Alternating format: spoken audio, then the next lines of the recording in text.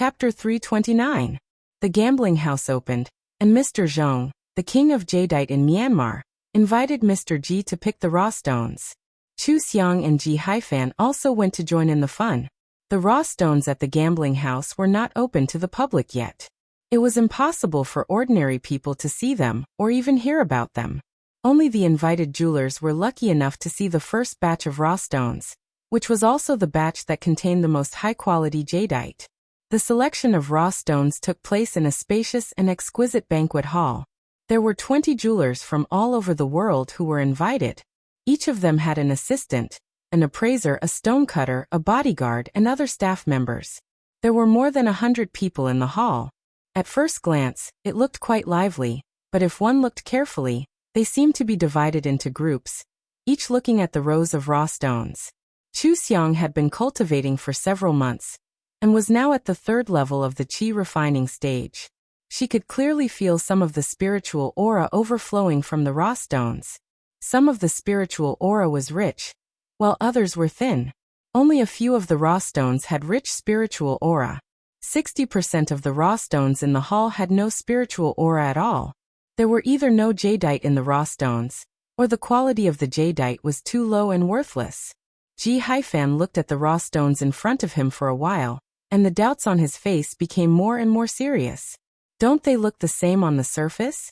Is there really so much knowledge to analyze whether the jadeite inside is good or bad? The appraiser from the Ji family smiled gently. Everyone just tried to find some patterns based on the performance of the raw stone's shell. It has a certain effect, but no one can guarantee it. Many of the shells that perform very well turn out to be worthless trash. Ji Haifan nodded and sighed. No wonder one is rich and one is poor. The gambling is too big. He turned his head and asked Mr. Ji, "Dad, is the ratio of our loss high? Why did you come in person this time? Is there a shortage of good jadeite at home?" Mr. Ji glanced at him and said, "It's rare for you to care about family matters. We didn't buy a lot of raw stones. Although we won't earn much from the jadeite, it's safe. We are in the jewelry business. The most important thing is the style of the jewelry. We need a stable supply of raw materials. We can't rely on gambling. But recently, a few of our business deals have run away. I'm here to talk to Elder Zhong and get a few good pieces of jade. We're going to launch a new series of grains." When Chu Xiang heard that the Ji family had missed a few business deals, she thoughtfully looked around the room and happened to meet Zheng Feiyu's gaze. Zheng Feiyu looked as if he missed her very much. He was about to walk towards her when the princess beside him pulled him back. He had no choice but to coax her first. Chu Xiang glanced at the raw stone in front of him. It was full of spiritual energy, so there must be a very good jade inside. She carefully recalled the history of Zheng Feiyu's family. The original owner didn't find it strange, but she felt it was very strange. He was just an ordinary passerby who could do nothing but sweet talk. Why was he so good at stone gambling? It would be too ridiculous if he discovered such a talent after coming into contact with it.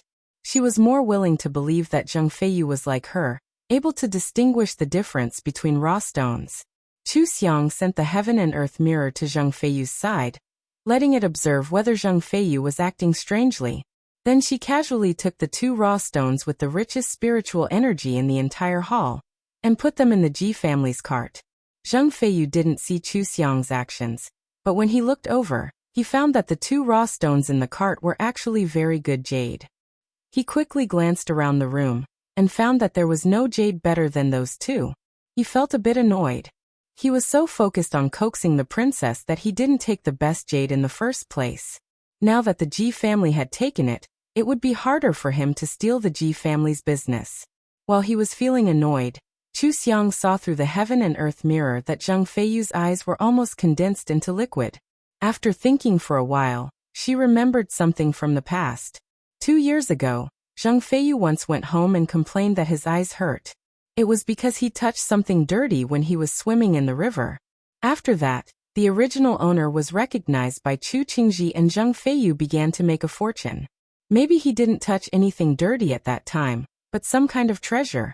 Some treasures could increase intelligence when swallowed by animals and prolong life when eaten by humans. If it only worked on a certain part of the body, That part might mutate and have some extraordinary abilities.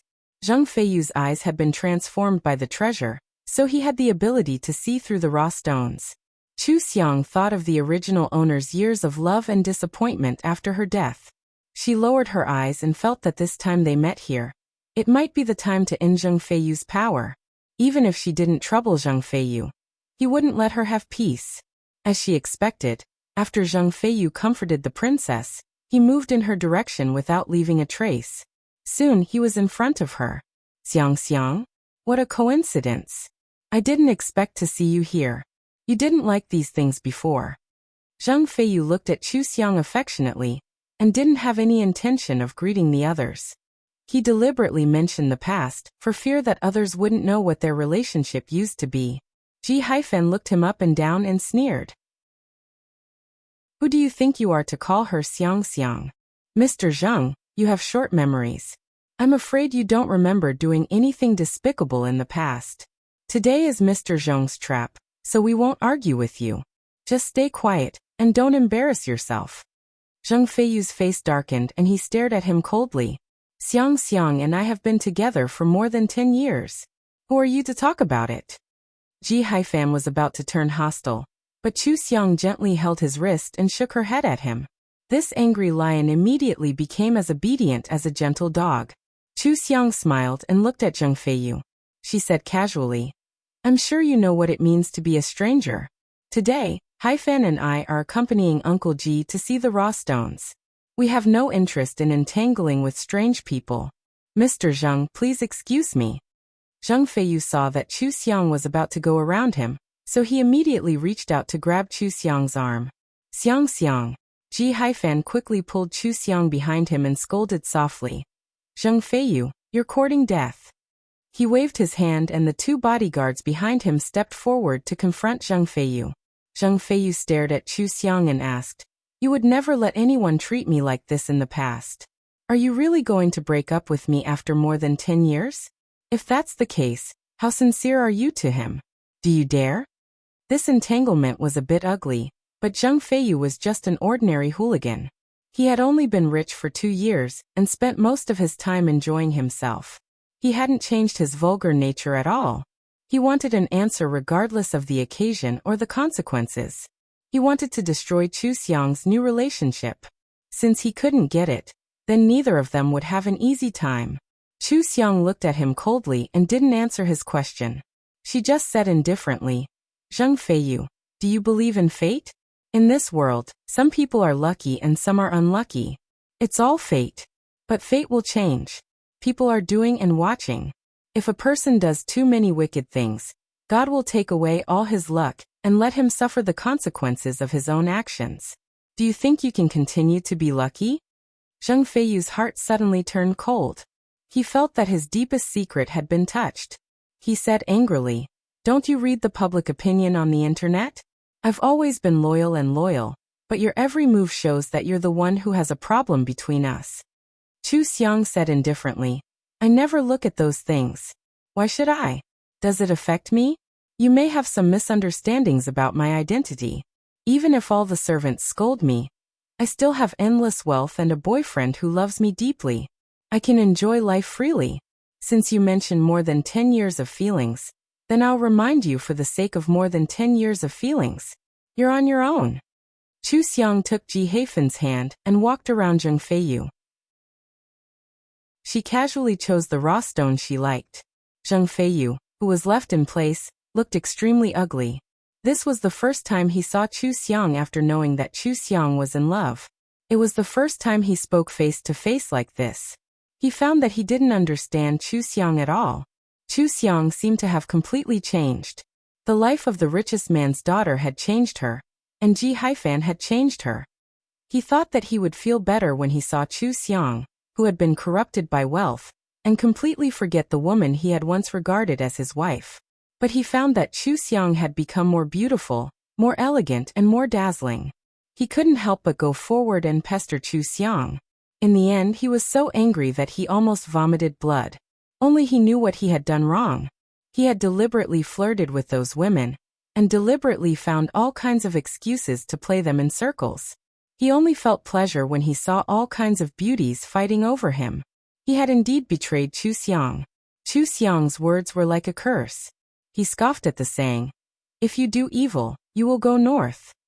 People always say, good people don't live long, but scourges live for 1,000 years.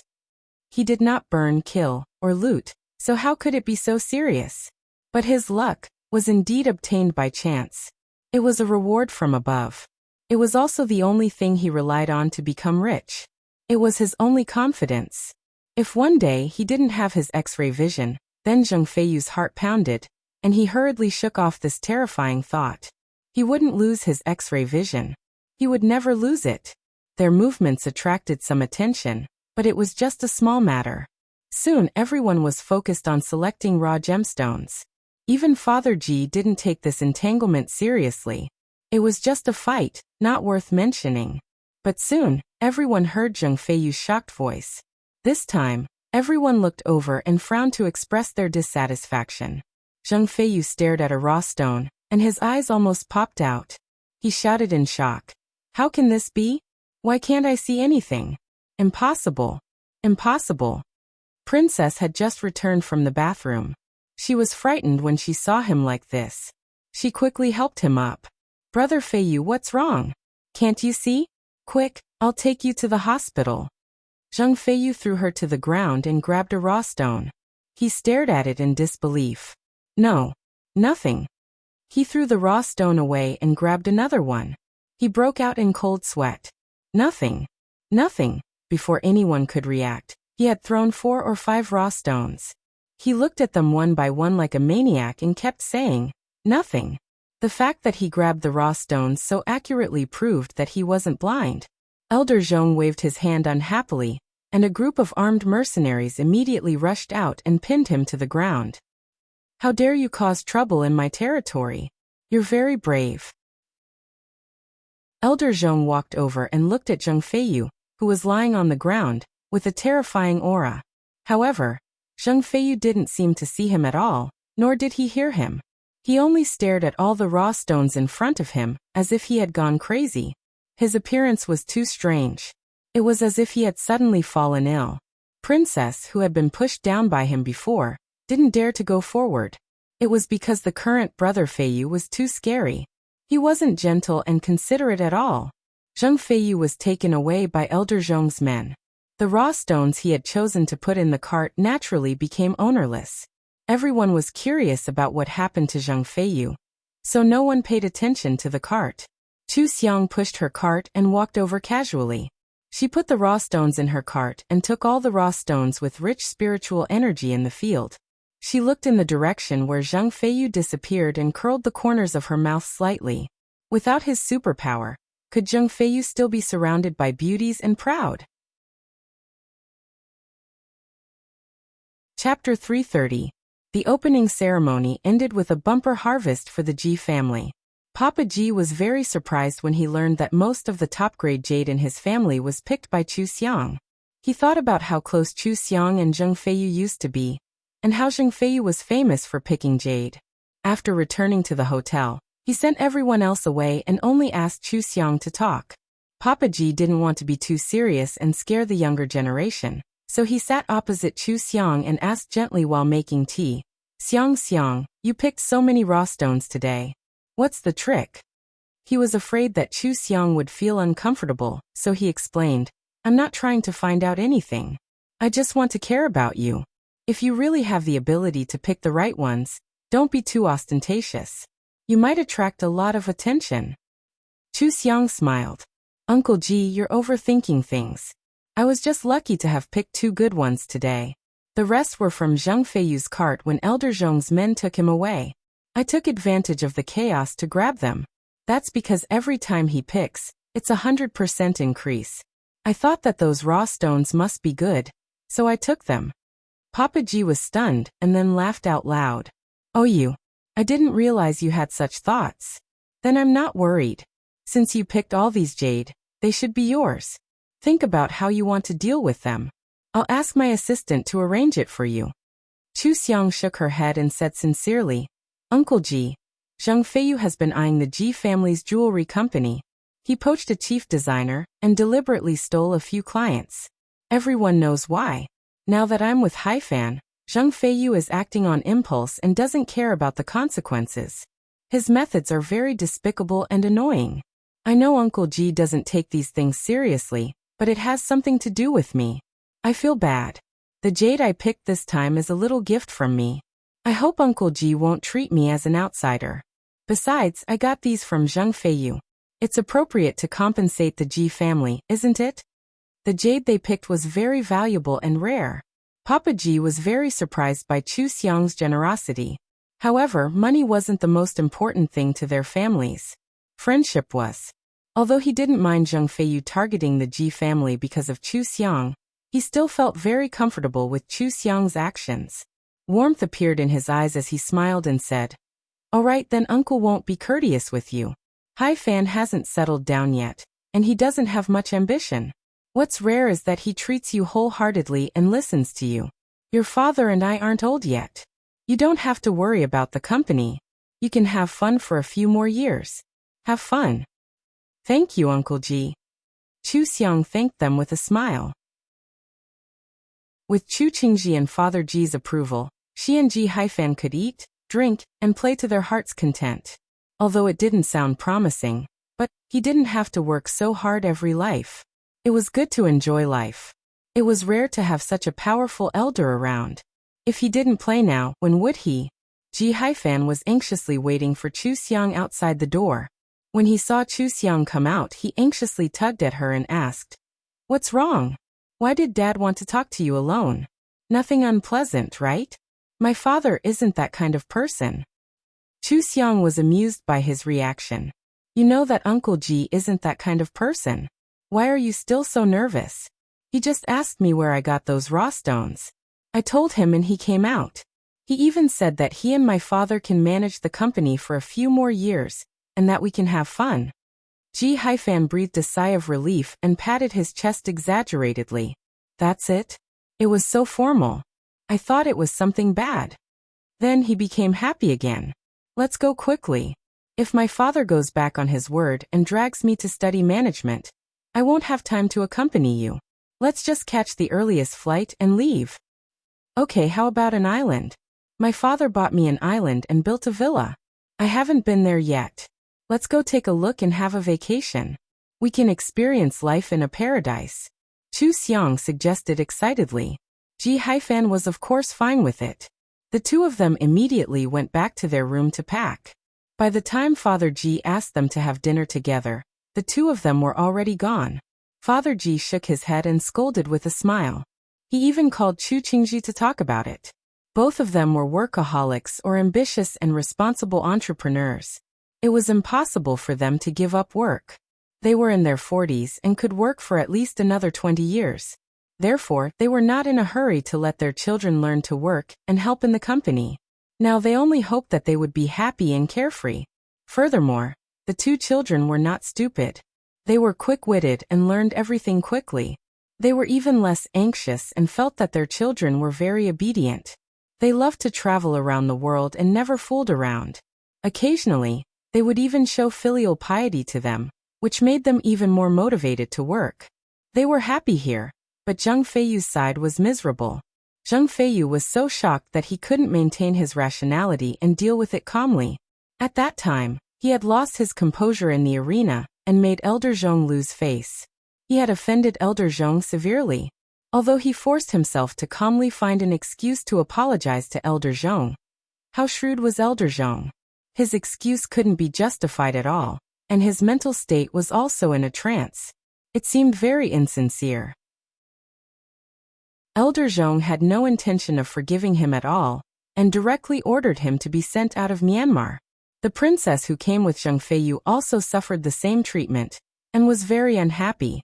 In the end, Zhang Feiyu didn't coax her and impatiently asked her to be quiet. She was so angry that she left Zhang Feiyu alone and returned to China.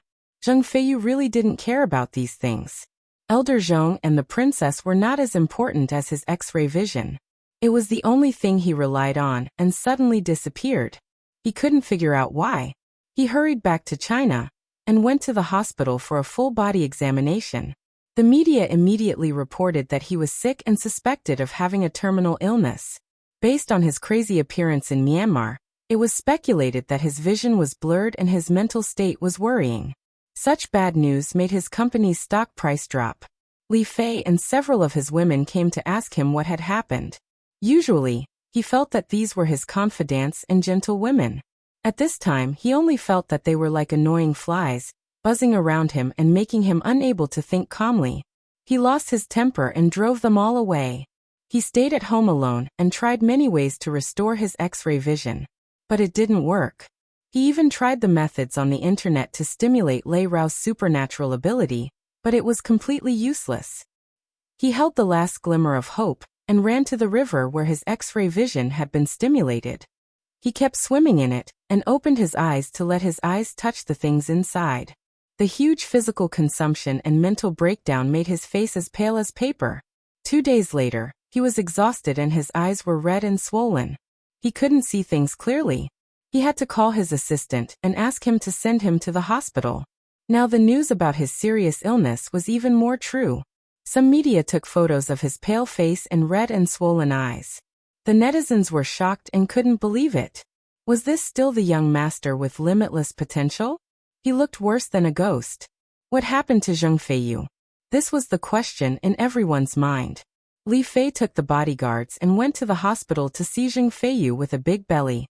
Zheng Feiyu's eyes were better. He was just inflamed. He would be fine after treatment at the hospital. It wasn't serious. Li Fei held his hand and put it on her belly. She said seriously, "Feiyu, tell me the truth. Do you have a terminal illness? I know you must have your difficulties. Tell me. We are family. No matter what happens, I will be with you." Chu Xiang saw this scene through the heaven and earth mirror, and almost spat out the juice. Was this a retard? It was more powerful than a love brain. At least her innocent white fox sister wasn't so blind. This Li Fei was deep in the swamp and couldn't get out. She saw Zheng Feiyu slowly raise his head and smile at Li Fei. He told Li Fei, "I did think I had a terminal illness. I didn't rest well in Myanmar and my vision was blurry. I thought it was the illness. I couldn't accept it and lost my composure. But now I've figured it out. It was a misdiagnosis. I'm fine." A few days seemed to have calmed Zheng Feiyu down, or forced him to accept reality. If he didn't have X-ray vision, then he wouldn't be able to pick the raw stones that he was proud of. He hadn't learned how to do business yet. He couldn't even keep his business. The only thing he could rely on now was his connections, which were the women who loved him blindly. The mafia, the police chief, the king, and all kinds of celebrities in the entertainment industry. These were the forces behind his women. If he used them well, they could be the key to stabilizing his status and wealth. They could also be his tools to make money. Therefore, what he had to do now was to coax these women well. He had to coax them very carefully. He couldn't be as careless as before. They would be his bread and butter in the future. Zheng Feiyu's change wasn't very obvious. Li Fei didn't notice it for the time being. She only felt that he cherished the people around him more after the misdiagnosis, especially her. After all, she was pregnant with their child and would give birth soon. Zheng Feiyu was also very good at coaxing women. He deliberately made Li Fei think that he cared about her a lot, and had plans to marry her. He made Li Fei happy and ignored some unreasonable things.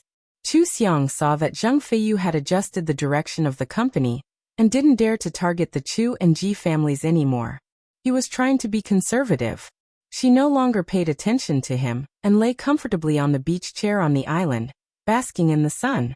Not far away, Ji Haifan came out of the sea with a net of fish in his hand. He laughed loudly and said, "I caught it. This is the net I put in yesterday. Look, it's a big harvest." Chu Xiang turned sideways and gave him a thumbs up with her chin in her hand. "Impressive. Let's have an all-fish banquet today. I'll be in charge of cooking, and you'll be in charge of eating it all." "Okay. I'll eat as much as you make." Ji Haifan smiled and ran towards her with the fish. Chu Xiang faced the waves and the sun. Seeing the handsome man running towards her with a smile, she really felt like she was in an idol drama. This was really like a paradise. It was so comfortable that she didn't want to go back. However, thinking that there were so many fun things in the city, She felt that it was time to play somewhere else. She also wanted to replenish the inventory in her space and see if there was anything interesting to do. Chapter 331. The first thing Chu Xiang did when she got home was to check her assets. Chu Qingji was very generous to her. She currently owned 10 villas, 5 apartments, 8 luxury cars, 5% of the shares of the Chu Group, and 500 million yuan of pocket money. These were the main assets, and the rest of the precious jewelry, antiques, and famous paintings were not included. After checking her assets, she asked the headhunting company to help hire several top people in the industry to form her investment team. Among these people there were people who were good at entertainment industry investment, real estate investment, stock investment, and so on. They were involved in almost all the profitable industries. Chu Xiang gave them the task of finding projects worth investing in. She would invest in them, and they would be rewarded with 5% of the profits, plus a high salary. They all knew her identity, and there was no problem in trusting her. However, one of them was tempted and tried to cheat her. Who knew that as soon as the proposal was handed to her, she found the problem after reading it once. She directly fired the person and said that she would never hire him. Chu Xiang's never hire was not a problem. If she believed that there was a problem with people's character, all the companies of the Chu and Ji families would not hire them in the future. Even the companies that had a good relationship with them, cooperated with them, or tried to curry favor with them would not hire them. This person was basically useless in the industry, unless the rivals of the Chu and Ji families were willing to take him in. But such a person with a bad character, why would the rivals take him in? Destroy the Great Wall. Chu Xiang's act of killing the chicken to warn the monkeys successfully stunned her investment team. Even Chu Qingji was very surprised by his daughter's decisiveness. Such a ruthless method really didn't seem like something a girl could do. However, after being surprised, he was satisfied and relieved. His air was so excellent. What more could he ask for? From then on, the people in Chu Xiang's investment team focused on finding high-quality projects, striving to stand out in front of Chu Xiang. In this way, they might be appreciated by the richest man and get better development. Chu Xiang did not let them down. As long as the proposals they handed in were really valuable, she would invest without hesitation. Among other things in the entertainment industry, she had invested in 2 movies, 4 variety shows and 1 TV series. She was the most generous investor, but she didn't show up to socialize. These were all done by the people in her team. She still had nothing to do and could go wherever she wanted. She did not have a company and only cared about money. At first, everyone didn't think much of it, thinking that the girl was bored and wanted to earn some pocket money. Wasn't her investment just pocket money for the richest man? In the end, no one expected that all these investments would turn out to be profitable. The entertainment projects that Chu Xiang was willing to invest in were all successful. There were only a few that could be successful in a year, and she invested in 80% of them. The remaining 20% was because the other investors had already reached an agreement, or the people in her team hadn't realized that it was a good project. She didn't even cause any ripples when she killed those who didn't want to submit. This directly proved her foresight, and made her the most popular investor in the entertainment industry. After all, she didn't know how to invite people to socialize, stuff people in, or tell them what to do. Who wouldn't love a sugar daddy who only gave money and didn't care about anything else? In addition to the entertainment industry, Chu Xiang's investments in other industries also saw results. Zheng Feiyu was miserable. He didn't have X-ray vision and couldn't gamble on stones anymore.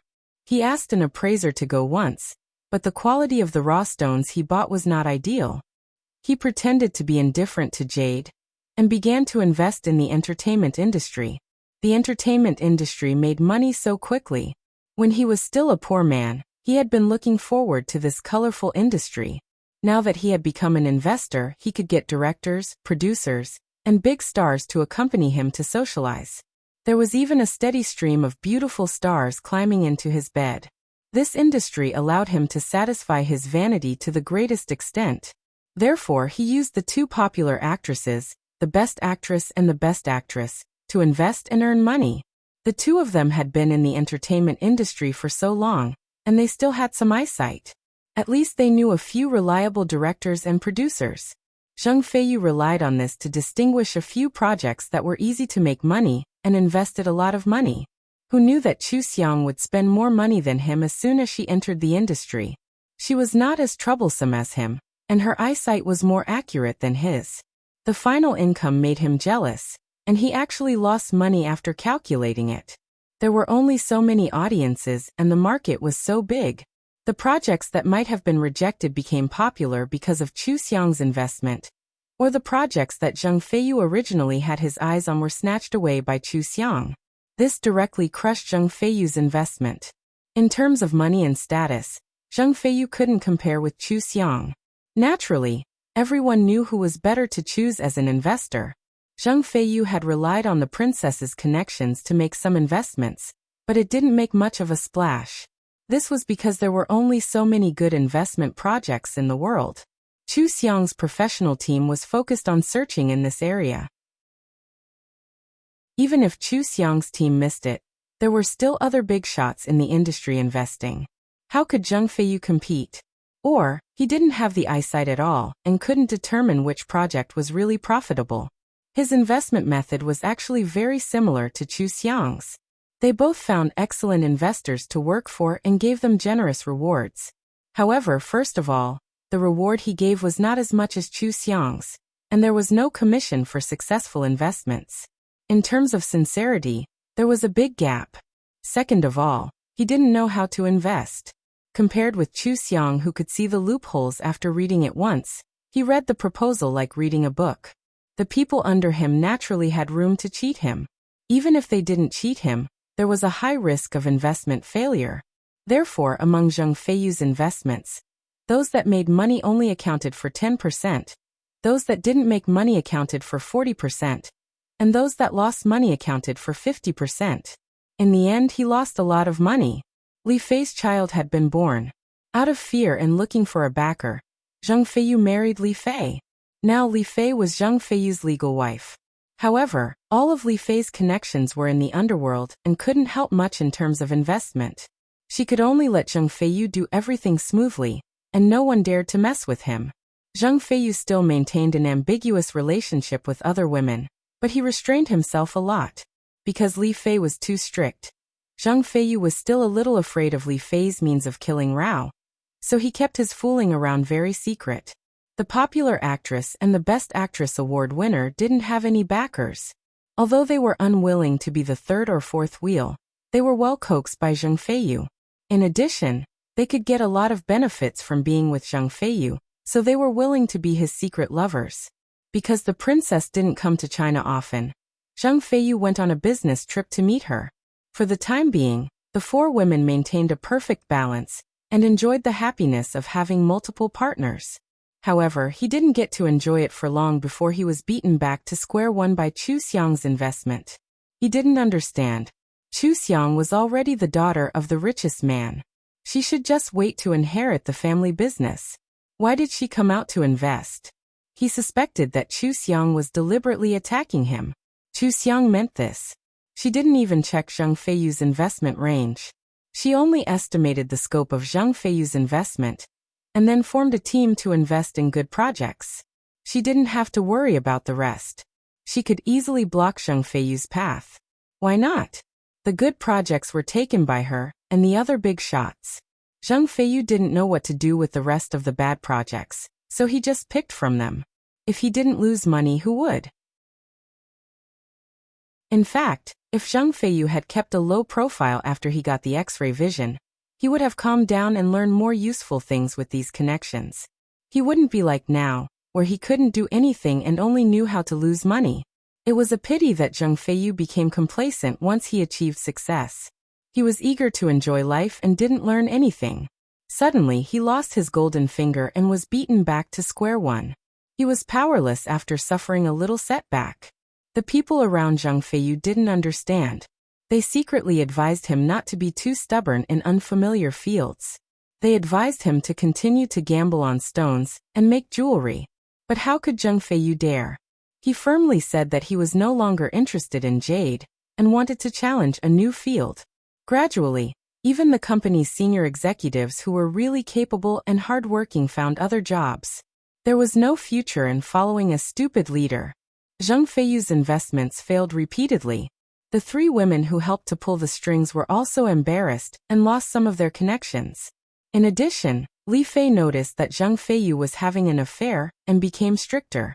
The popular actress and the award-winning movie queen also left Zhang Feiyu. They couldn't get any benefits from Zhang Feiyu and lost their connections. They even threatened their popularity and interests. Naturally, they weren't willing to be third and fourth wives anymore. They didn't think there was anything good about the man they loved. How could this man, who couldn't do anything and had an affair, be worthy of love? Although one's spirit would change, Zhang Feiyu didn't have his golden finger. He always had a guilty temperament. Moreover, he had succeeded repeatedly in the past. Now that he had failed repeatedly, his charm was naturally gone. Not only did third and fourth wives look down on him, even Li Fei, who had tried her best to get him, felt that he had become much worse now. He was no longer the high-quality man he used to be. Chu Xiang hadn't forgotten the car accident caused by Li Fei. Chu Qingji hadn't forgotten either. They had been collecting evidence of the Li family's illegal activities. Ji Haifan and Father Ji had also helped. This matter couldn't be easily forgotten. Chu Xiang had the heaven and earth mirror, so it was more convenient for them to search for evidence. Therefore, after only a year, they had collected enough evidence and anonymously reported Li Fei's father. The evidence was conclusive, and the powerful underworld force behind Li Fei quickly collapsed. Zhang Feiyu was still very confused when he saw his father-in-law being taken away.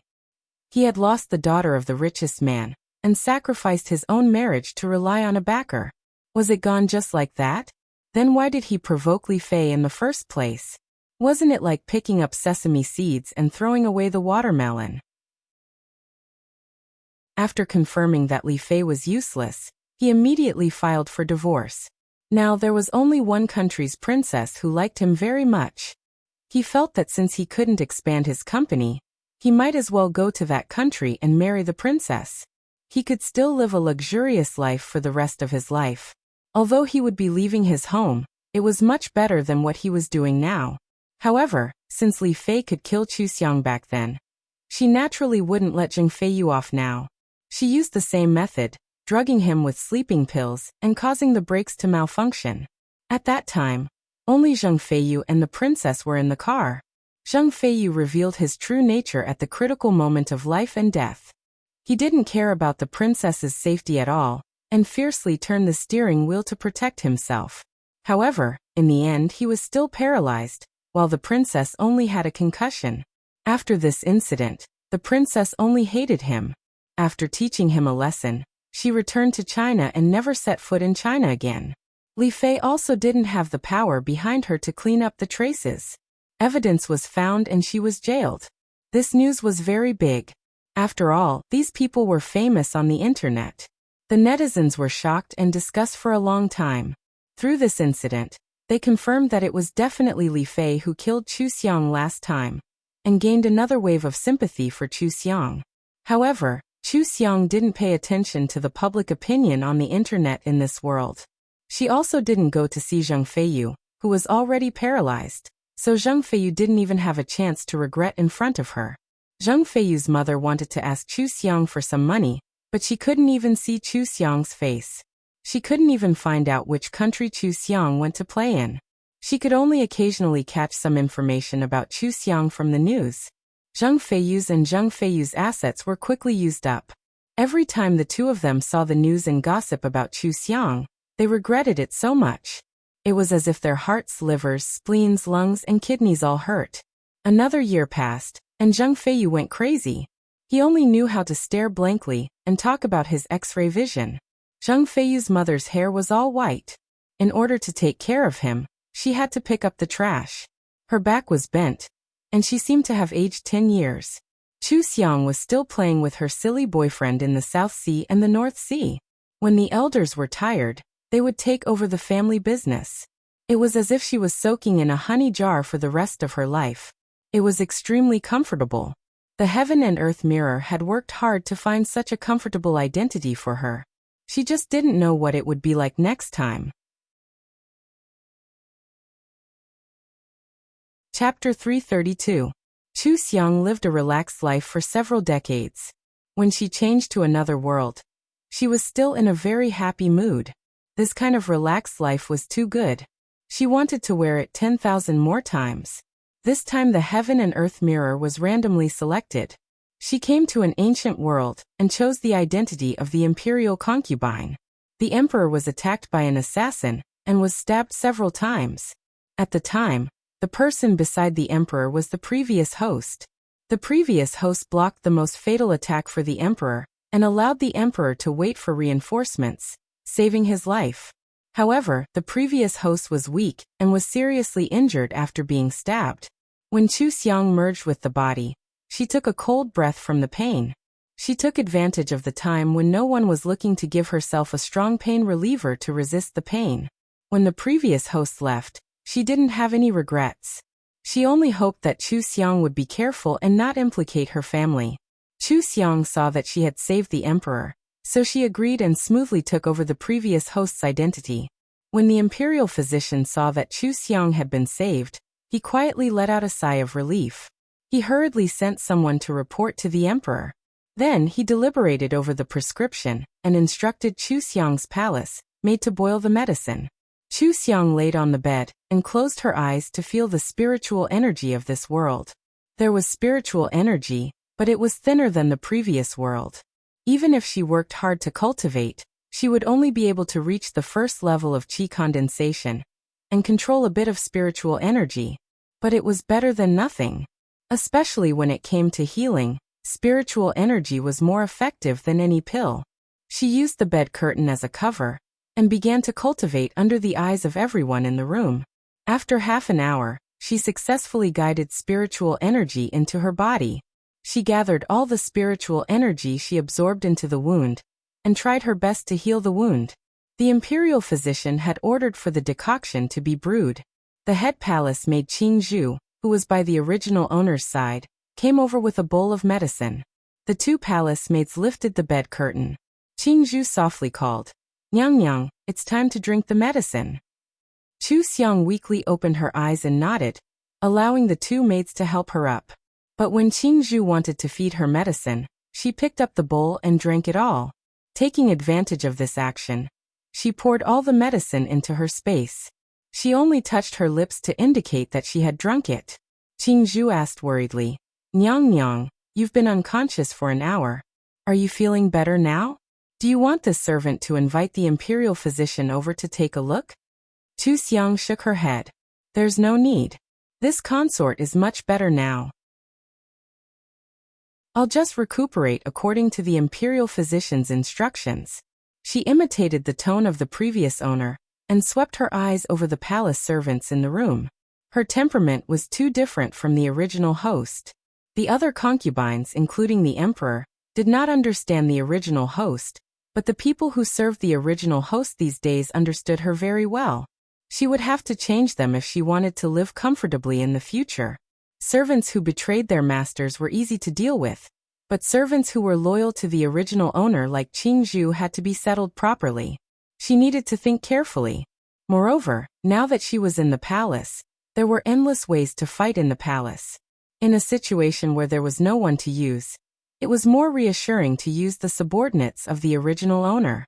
Just as she was thinking, the heaven and earth mirror suddenly sent a message that the emperor had arrived. Sure enough, not long after, the emperor in a dragon robe walked in with people. He did not let anyone report, probably because he was afraid of disturbing her. Chu Xiang looked up at the emperor. The emperor was called Xiao Yuan Zhao. He was 20 years old. His appearance was extraordinarily handsome. Although he was young, he had the noble aura of the king of scales. At this time, Xiao Yuan Zhao's brows were slightly furrowed. His thin lips were tightly pursed. He was imposing without being angry. The palace servants in the room kept quiet out of fear. Even their breathing became heavy. Chu Xiang understood Xiao Yuan Zhao's displeasure. Xiao Yuan Zhao had ascended the throne for less than a year. It was the previous emperor's younger brother, Xiao Li, who helped him to the throne. Xiao Li called himself the regent. He was in charge of the imperial harem, and did not let Xiao Yuan Zhao truly take power. This time, Xiao Yuan Zhao came out to hunt to relax. He did not expect to be assassinated and almost lose his life. His mood was naturally very bad. According to what she knew, the assassins were all death soldiers. When the assassination failed, they took poison and committed suicide. Xiao Yuanzhao had not found out who was behind the scenes. Xiao Yuanzhao was in such a bad mood, but he still came to see her. He obviously cared about this merit of saving the emperor. Chu Xiang did not look much. She quickly lowered her eyes and acted like she was going to get off the bed to bow. She imitated the original owner and said weakly, "Qinxia did not know the emperor was coming. Please forgive me for not going out to meet you." Imperial Guifei, do not move. You are seriously injured. Lie down. Xiao Yuanzhao quickly walked to the bed and pressed Chu Xiang back down. After Xiao Yuanzhao had Chu Xiang lie down, he did not let go of Chu Xiang's hand. Instead, he sat down on the bed. He looked at her and asked with concern, "Imperial Guifei, how do you feel? Does your wound hurt badly?" Chu Xiang was slightly surprised. Although Xiao Yuanzhao had the Imperial Guifei and 4 concubines, because they were all chosen by the regent, he was very cold to them. He kept finding excuses to not pamper them, not to mention holding hands so intimately. Was he moved because of saving the emperor? It can't be, right? Chu Xiang thought so in her heart. She shook her head slightly. "Qinxia is much better. It doesn't hurt as much after drinking the medicine. Emperor, you are also injured. Why did you come to see Qinxia? How is your injury? What happened to the imperial physician?" Xiao Yuanzhao looked at her expression and said slowly, "Zhen is fine. It's just a flesh wound. But the Imperial Guifei suffered for Zhen. If Zhen had known, Zhen would not have brought you to hunt." Chu Xiang had acted in many palace dramas. She could say nice words easily. Qinxia does not feel bitter. As long as the emperor is fine, Qinxia is satisfied. Xiao Yuanzhao showed a faint smile when he heard this and said, "Imperial Guifei saved Zhen. You have the merit of saving the emperor. When we return to the palace, I will reward you. Imperial Guifei can think about it. What reward do you want?" Chu Xiang was speechless. Who would really want a reward when asked this kind of question? She could only say, "Qinxia should have saved the emperor. I don't ask for any reward. I only ask for the emperor to be healthy." What she wanted the most right now was for Xiao Yuanzhao to leave quickly. Her injury was faintly hurting again. With him here, how could she rest? Xiao Yuanzhao lowered his eyes to hide the surprise in his eyes. She disliked him for being long-winded and disturbing her rest. This Imperial Guifei was so gentle and weak. Every word she said seemed to take him to heart, but she was thinking about the opposite. She even disliked him for being annoying. Xiao Yuanzhao did not change his expression. He held Chu Xiang's hand and said seriously, "Beloved concubine's intentions, Zhen will remember them. Beloved concubine, don't worry. Zhen will definitely find the person behind this. Zhen will not let you take this stab for nothing." Chu Xiang gently nodded and gave her thanks. She thought, of course she had to investigate the emperor's assassination. What did it have to do with her?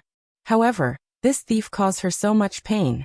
After she found out, she would definitely not forgive him. Xiao Yuanzhao looked at the gentle and weak expression on Chu Xiang's face, and heard the vicious voice in her heart. He was quite surprised. This Imperial Guifei was completely different from what he thought. It was very interesting. He just didn't know if the Imperial Guifei's disguise was instructed by the regent.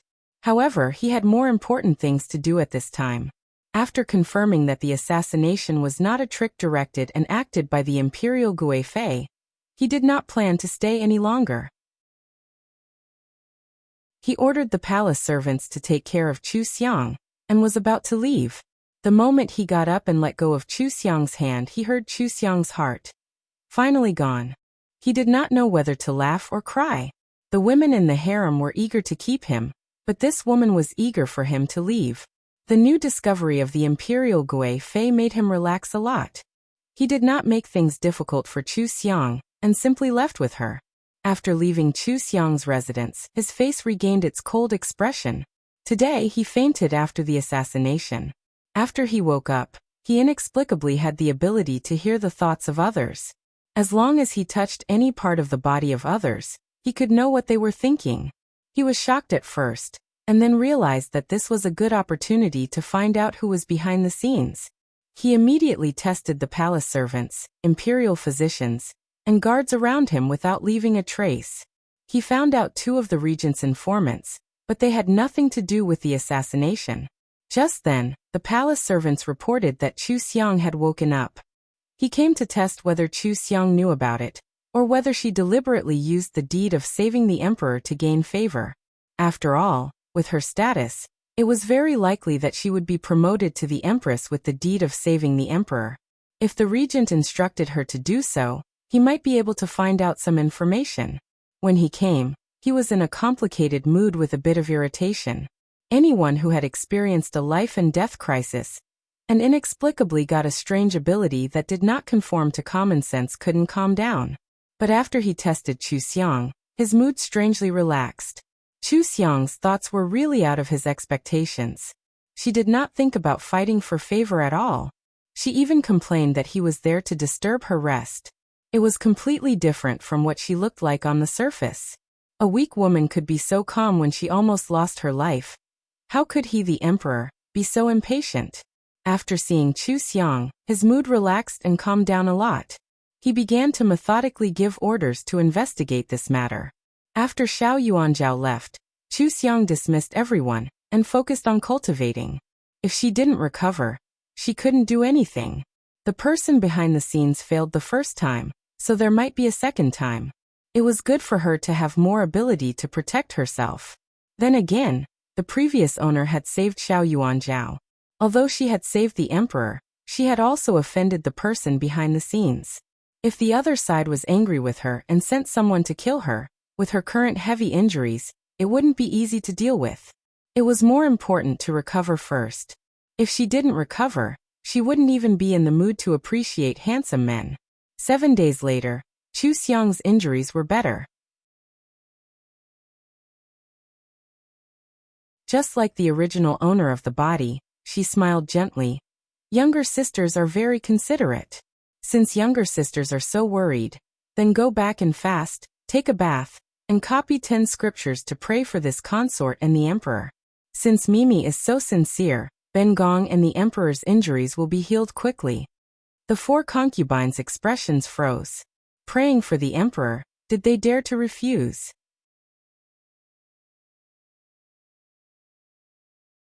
Chapter 333.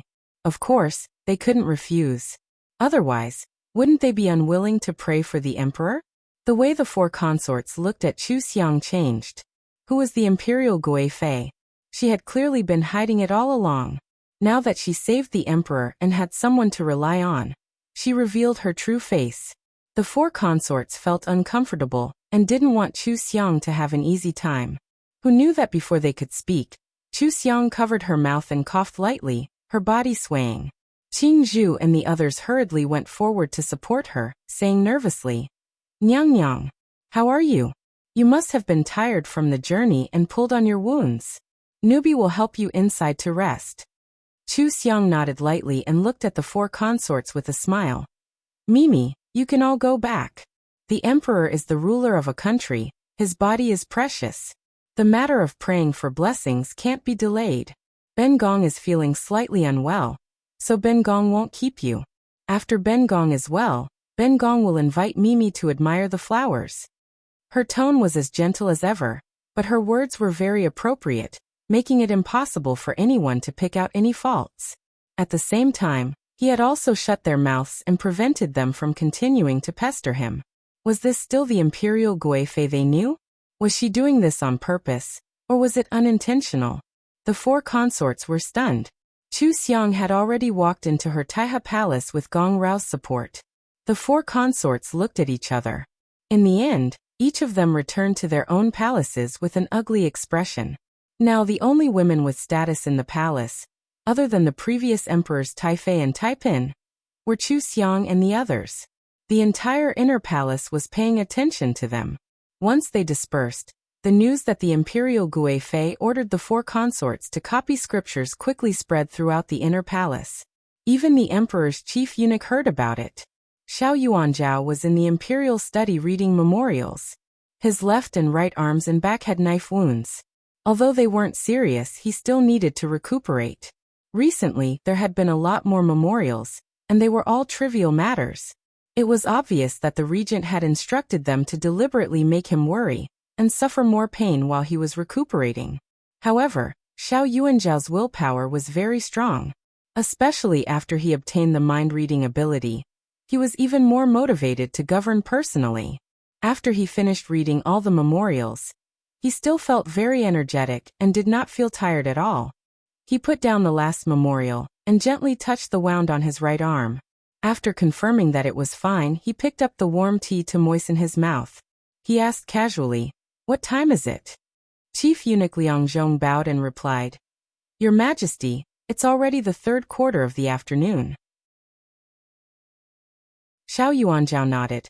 "Has Imperial Gui Fei returned to the palace? Have you called the Imperial physician to take a look?" Liang Zhong said. "Imperial Gui Fei Nyang has already returned to the palace an hour ago. She seemed to be unwell from the bumpy journey. Just as she returned to the palace, she had the Grand Physician take a look. The Grand Physician advised Imperial Gui Fei Nyang to rest at home, not to tire herself out, and not to get angry." "Oh, Imperial Gui Fei is not feeling well?" Xiao Yuanzhao frowned slightly. He stood and wanted to go over to take a look, but before he raised his foot, he suddenly thought of how Chu Xiang disliked him for disturbing her rest. He couldn't move his foot. He then thought of the 4 Fei who had frequently come to send soup and show concern for him. These 4 women knew that Chu Xiang would not be content after returning, and might disturb her recovery. He asked, "Have the 4 Fei gone to pay respects to Imperial Gui Fei?" Liang Zhong's expression stilled, and he slightly raised his eyes to look at Xiao Yuanzhao's expression. He deliberated. The 4 Nyang knew that Imperial Gui Fei Nyang had entered the palace gates and went to Taiha Palace to wait for Imperial Gui Fei Nyang. They listened and were concerned about Imperial Gui Fei Nyang for a while. Imperial Gui Fei Nyang was very moved and said that since they had the heart, she asked them to copy sutras and pray for the Emperor and Imperial Gui Fei Nyang. After that, Imperial Gui Fei Nyang felt slightly unwell and had them disperse. They returned to Taiha Palace to call for the Imperial physician.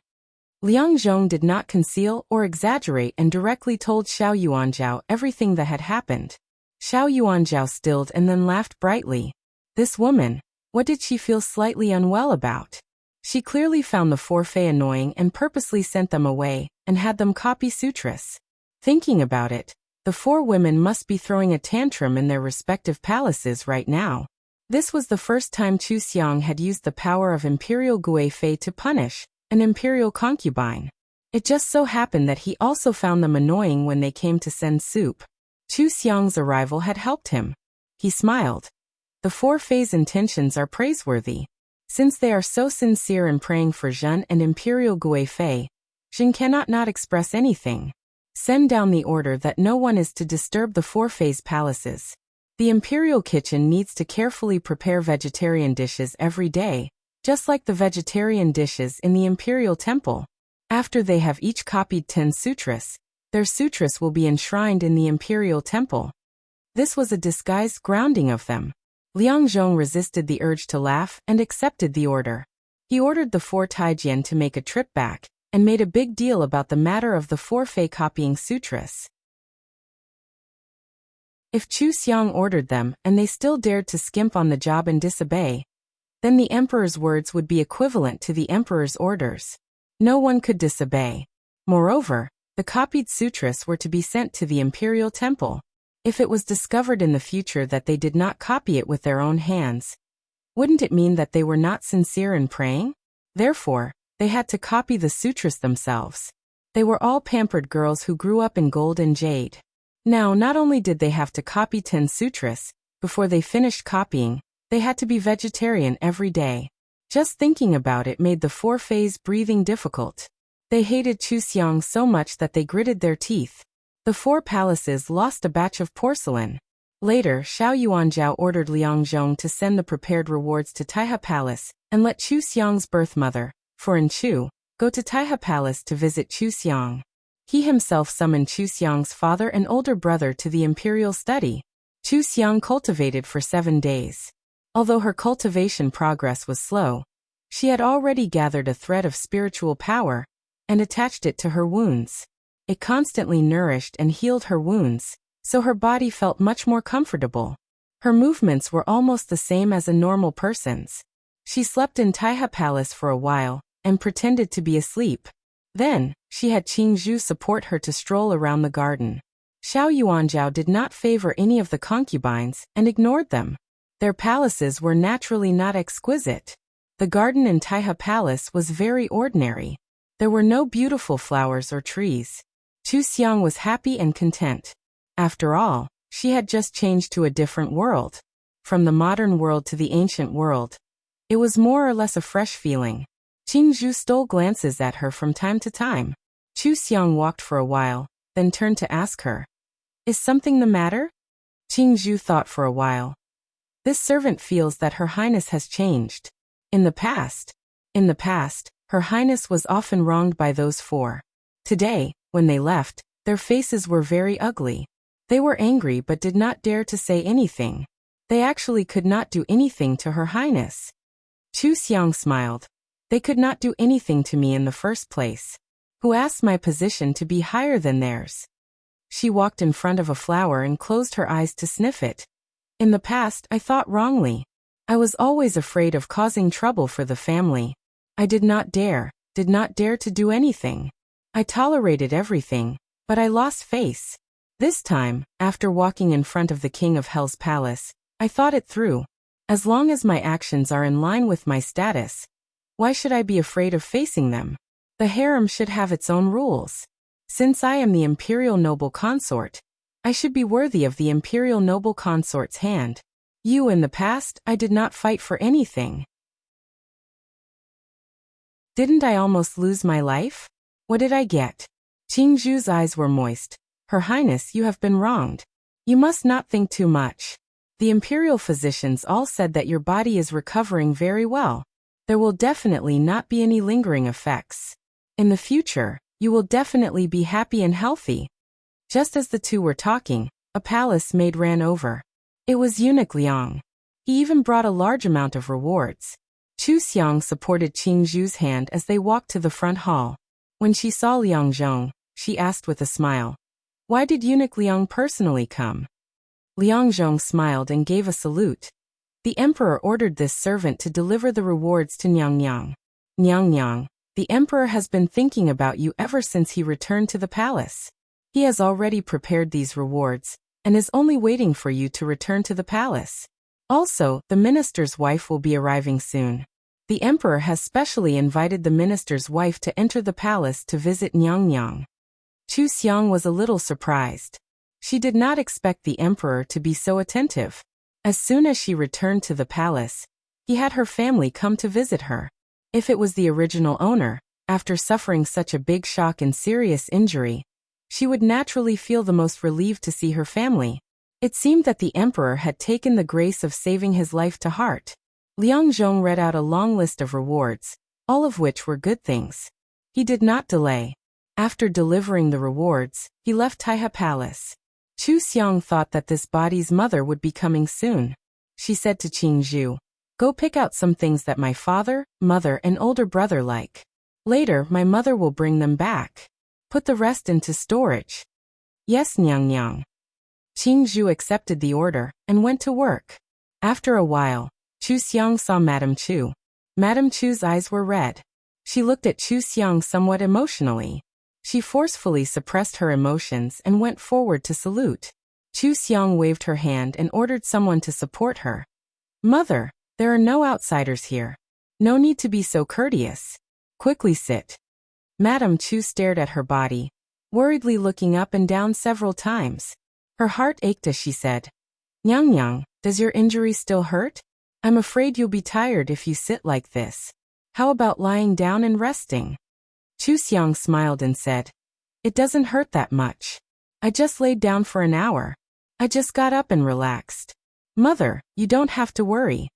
Madame Chu still could not hold back her tears. "How can I not worry? This subject has been scared to death these days. Master and Zhe are also worried. They are currently in the imperial study, and are unable to see Nyang Nyang. They repeatedly warned this subject for a long time. Madame Chu was so uncomfortable that she could not bear to continue. Chu Xiang's face was still pale, and it looked like she had lost some weight.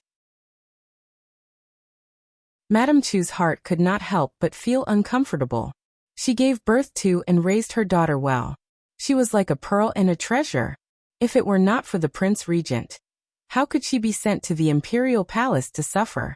Chu Xiang asked in surprise. Father and older brother are also here? Chu Fura nodded. They are also very worried about Nyang Nyang's health. Please take care of Nyang Nyang. Chu Xiang could see that Madame Chu truly loved her, so she dismissed everyone and left Madame Chu alone. She got up and wanted to comfort her. Madame Chu was startled by her actions and hurriedly helped her sit down. She said with concern, Nyang Nyang, please don't move around. It will be bad if you affect your injury. If you need anything, just tell the subject to do it. Chu Xiang pulled her hand and let her sit beside her. She smiled and said, Mother, there are only the two of us in the room right now. Let's talk in private. Madame Chu naturally agreed. She held Chu Xiang's hand and looked at her expression. How are you doing in the palace? How does the emperor treat you? Did anyone make you feel wronged? Chu Xiang shook her head. No one made me feel wronged. I'm very good. Just now, the emperor rewarded me with a lot of things. I asked Qingzhu to choose something that the family likes. You can take it back later. Chu Fura's first reaction was to refuse. You have a lot of things to use in the palace. Don't always think about rewarding us. We were hoping to be of help to you. Chu Xiang smiled. Mother, I really do have something that I want the family to help me with.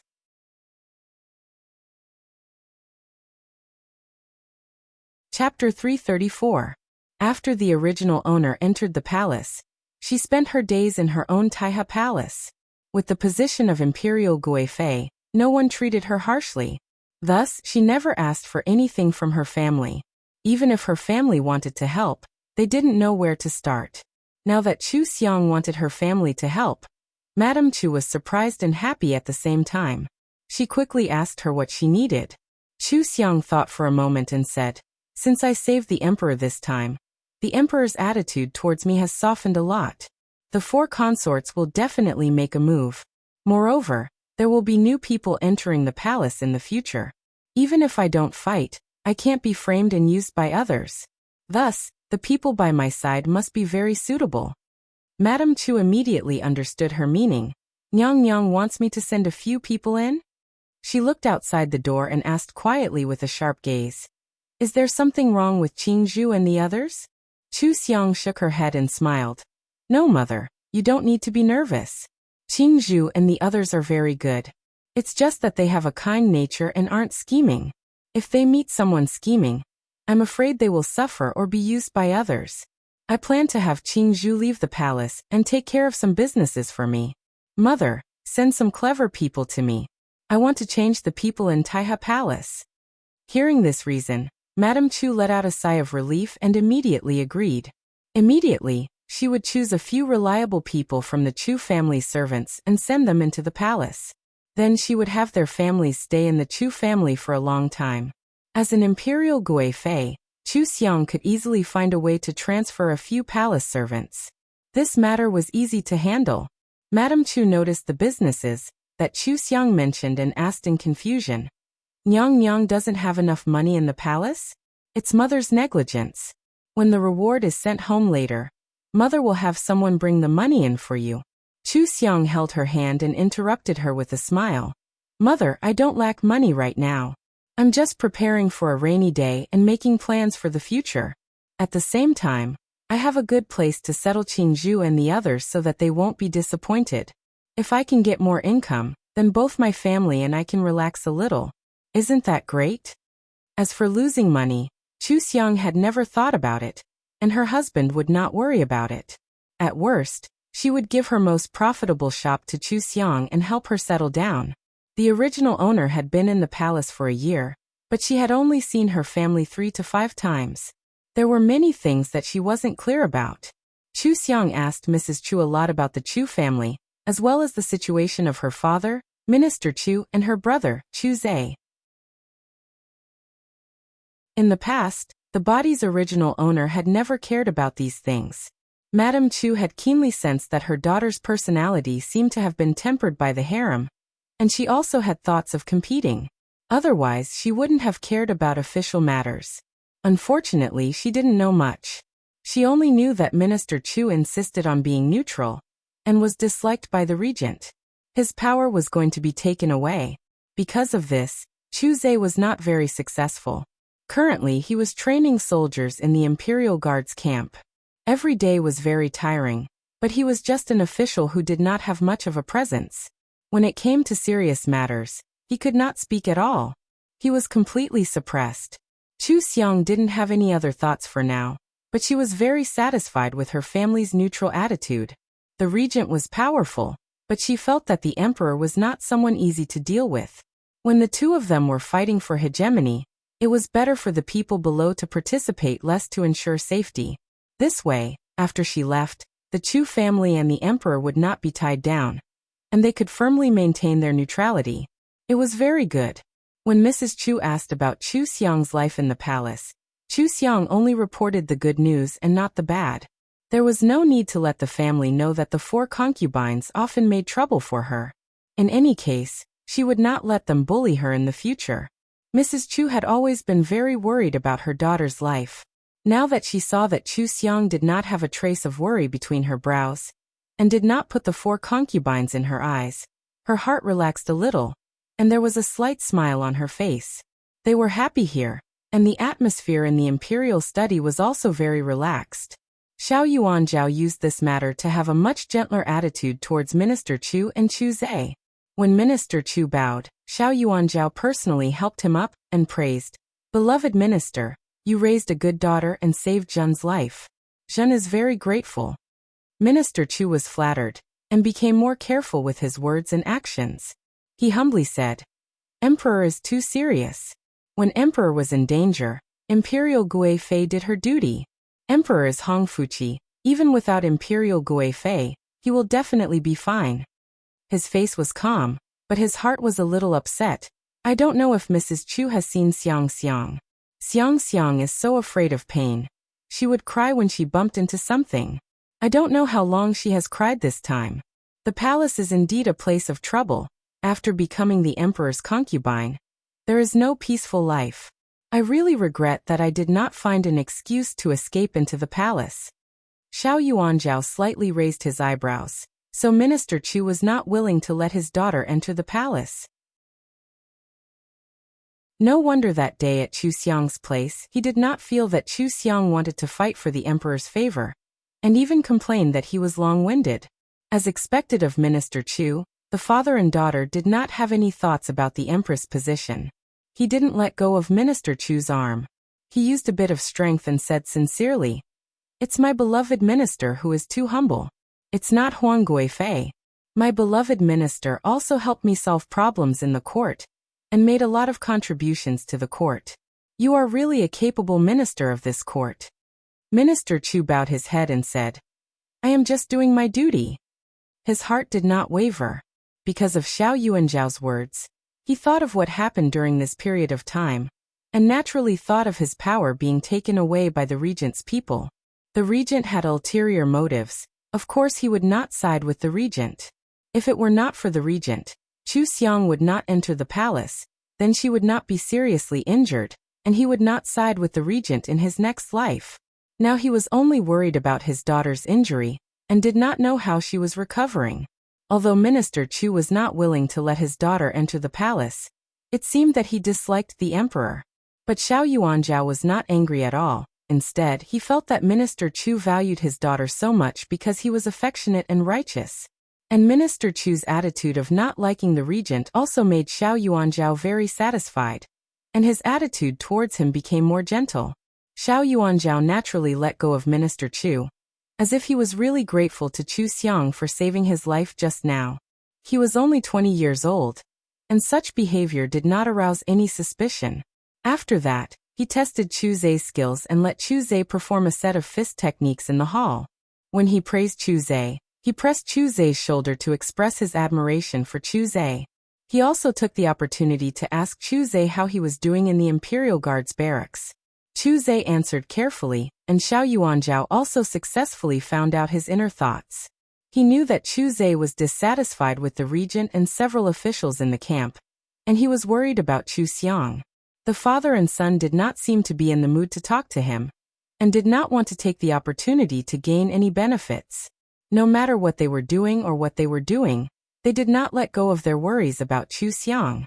On the surface, they seemed to be respectful to him, and listened to him attentively, but in fact, their hearts had already flown to Taihe Palace, and they could not wait to see Chu Xiang with their own eyes.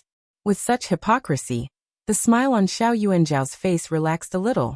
It was because he was sure that these two people would not side with the regent, and their characters were very good, so he had two more people to rely on in the future.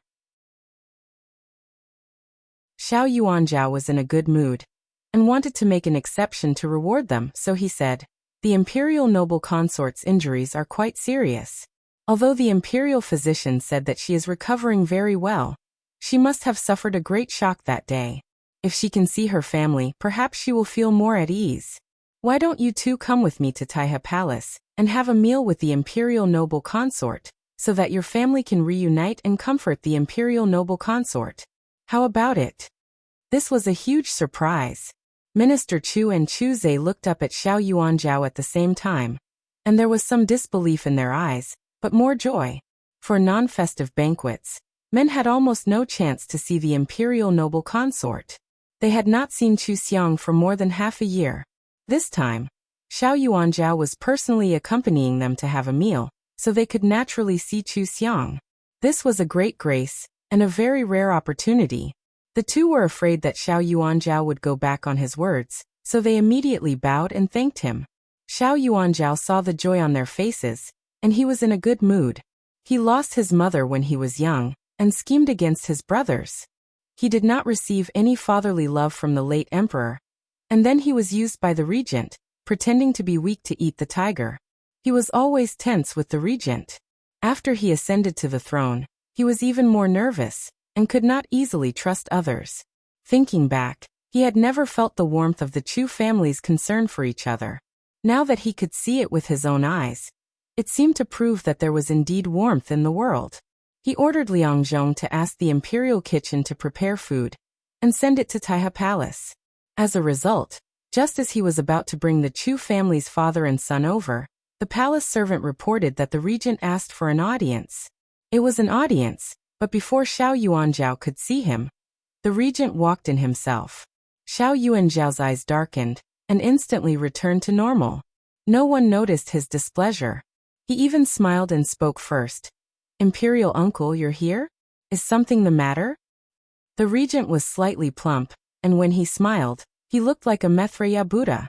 He said casually, "I heard that the emperor has been busy with political affairs recently, and often reads memorials until late at night, so I specially came to take a look.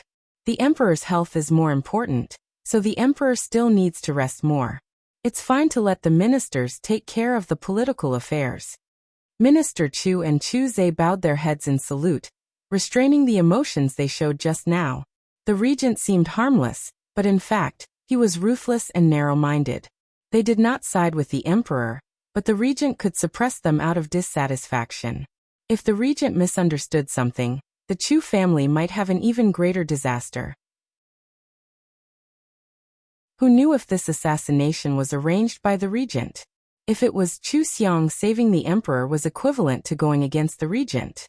In the eyes of outsiders, saving the emperor was a good thing, but in fact, it would cause the Chu family to be in danger.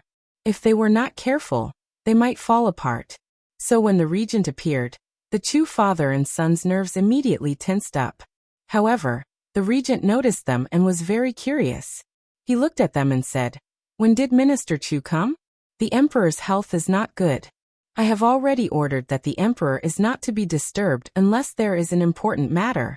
Why did you and your father come to the palace at the same time?" Xiao Yuanzhao was very dissatisfied with his elder's attitude, but he did not show it on his face. He smiled faintly and said, "I invited them to the palace. Today the imperial noble consort returned to the palace. I thought that she must be homesick after such a big event, so I wanted to let their family reunite. Before Imperial Uncle came, I wanted to take them to Taiha Palace. If it was someone else, they might have followed the words and left. It was obvious that they were going to have a meal as a family. How could an outsider have the nerve to delay them? But the regent did not leave. He frowned and disagreed. Even if saving the emperor is meritorious, the rules of the imperial harem cannot be broken. If the emperor does this, it will only make them spoiled.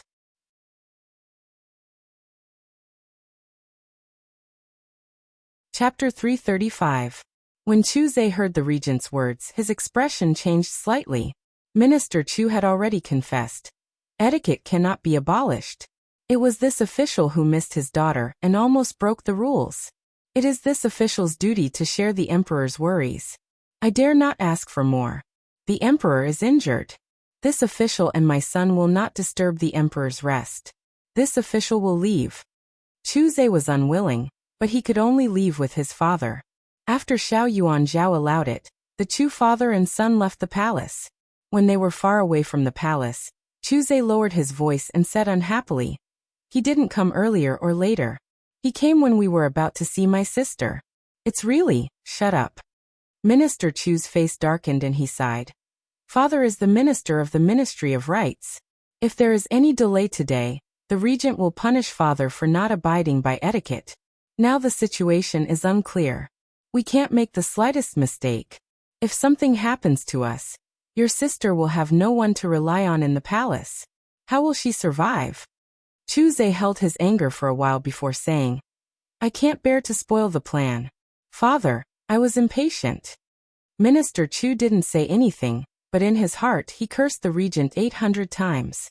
The regent had been waiting to catch him. He wanted to protect himself, but he couldn't lose his official position. Otherwise, how could he protect his family? Today he could only admit that he was unlucky and missed the opportunity to see his daughter. He only hoped that the emperor would remember one or two favors, and let his daughter have a better life in the palace. Chu Xiang didn't know that there was a chance for the family to reunite.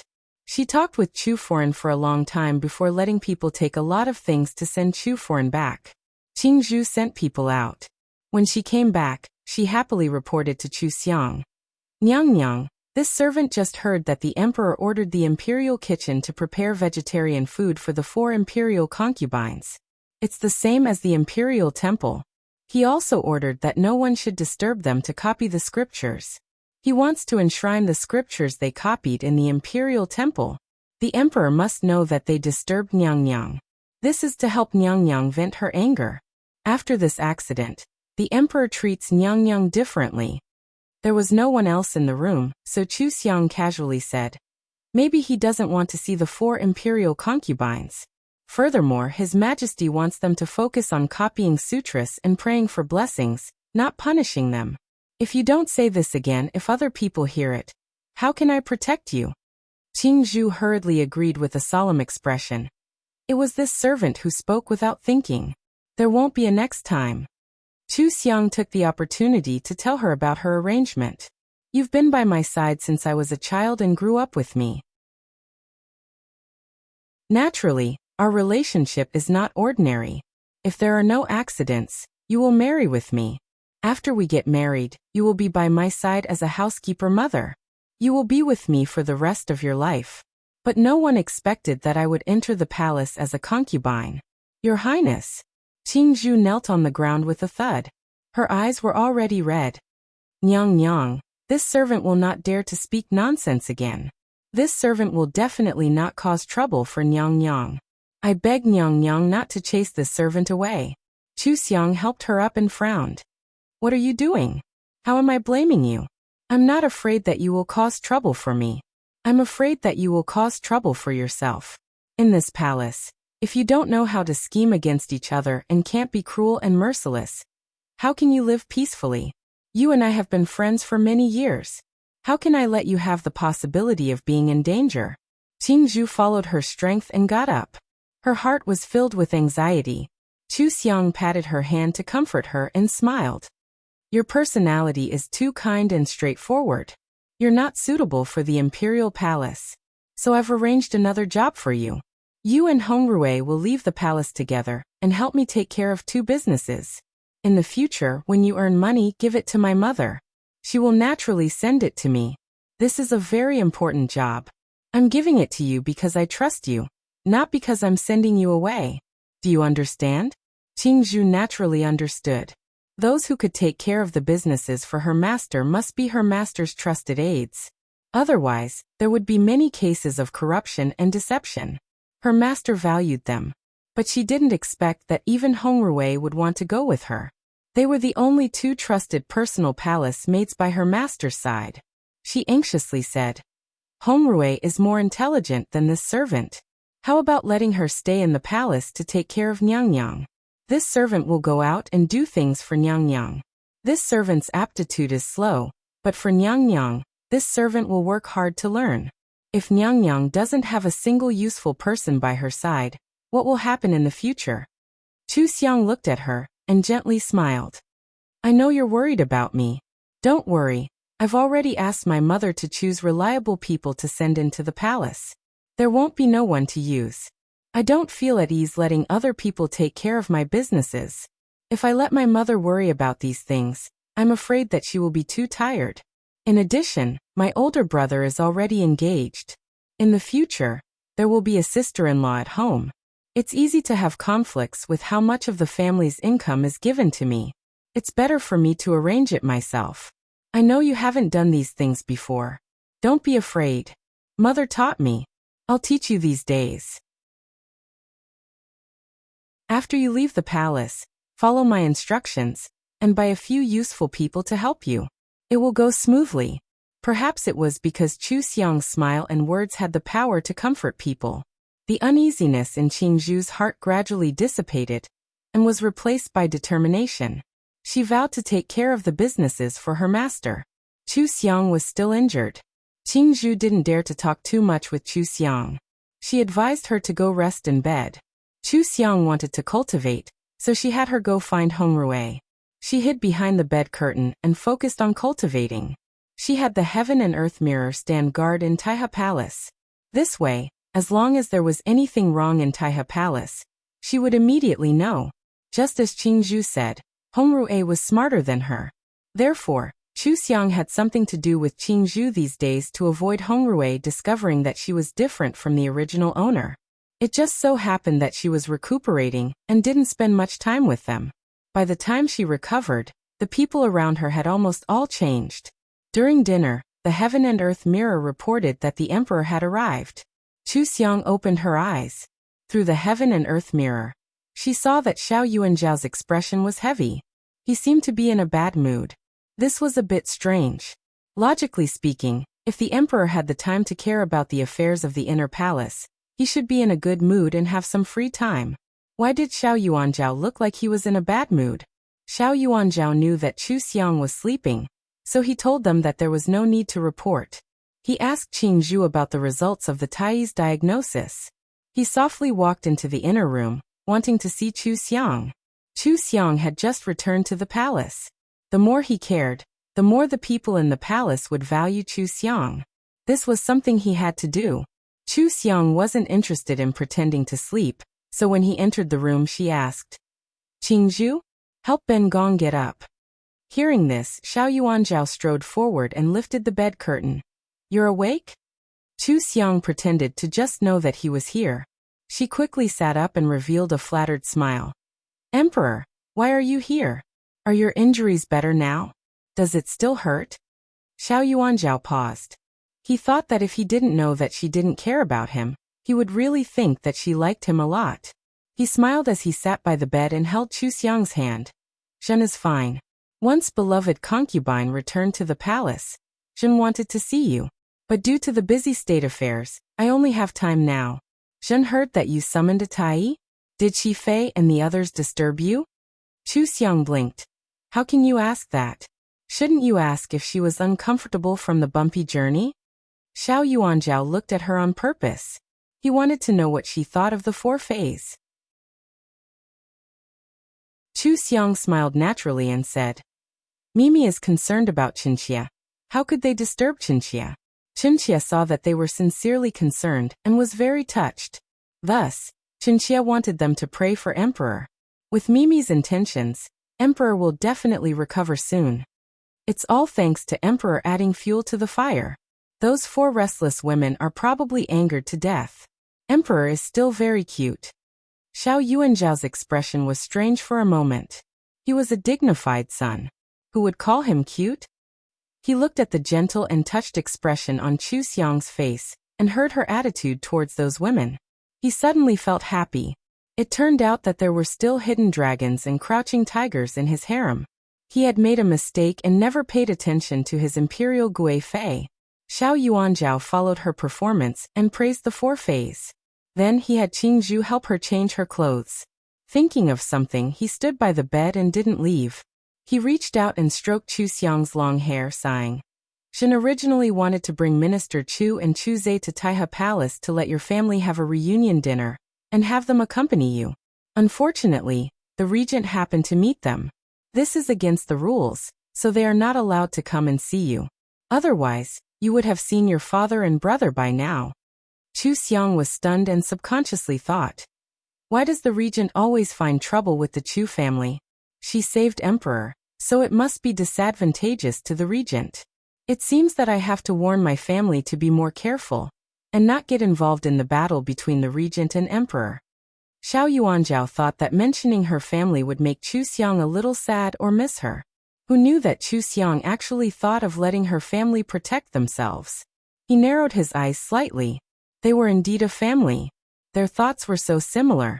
But as officials, why didn't they assist the emperor and only wanted to protect themselves? Were they afraid of trouble, or did they not think highly of him? Xiao Yuanzhao's relaxed mood sank again. He took back his hand and turned to leave. Since my beloved concubine is fine. Coincidentally, a palace servant came to report that the meal that Liang Zhong ordered had been delivered. That was the meal that Xiao Yuanzhao wanted to eat with the 4 members of the Chu family. He changed the topic, eat with Zhen. Thank you, Emperor. Chu Xiang had already put on her outer robe. She stood up and bowed. Xiao Yuanzhao helped her up and happened to hear her heart. I'm hungry. How can the Emperor eat here? Xiao Yuanzhao raised an eyebrow slightly. He was being disliked again? Other people were eager to eat with him. But when it came to Chu Xiang, it became trouble. He understood after thinking for a bit. There were many rules when eating with him. If he didn't move, others couldn't move. If he didn't speak, others couldn't speak. Words and actions had to be proper. How could it be as satisfying as eating in his own room? He knew that he really only wanted to show that he valued Chu Xiang, and stayed to eat. But even though Chu Xiang disliked him, he still insisted on staying. It was the first time in Xiao Yuanzhao's life that he felt disliked so straightforwardly. His interest was piqued and he purposefully waited for Chu Xiang to tie up her hair before holding her hand to walk out. Beloved concubine, walk slowly. Be careful of pulling on your wound. Xiao Yuanzhao was excited and lowered his head to whisper in her ear. How about Jin carry you over? Chu Xiang looked speechlessly at him. She shyly lowered her head and said, I don't dare to trouble Emperor. Xinxia is much better, it doesn't hurt that much. You're pretty good looking and have a good figure. But there are so many women, forget it. Xiao Yuanzhao almost choked on his saliva. What kind of personality did this woman have? Why did she judge him in her heart? Even though she was praising him, but was it good to be good looking and have a good figure? And what did she mean by forget it if there were so many women? Could it be that she didn't want to be close to him because he had other concubines? Did she not plan on sleeping with him in the future?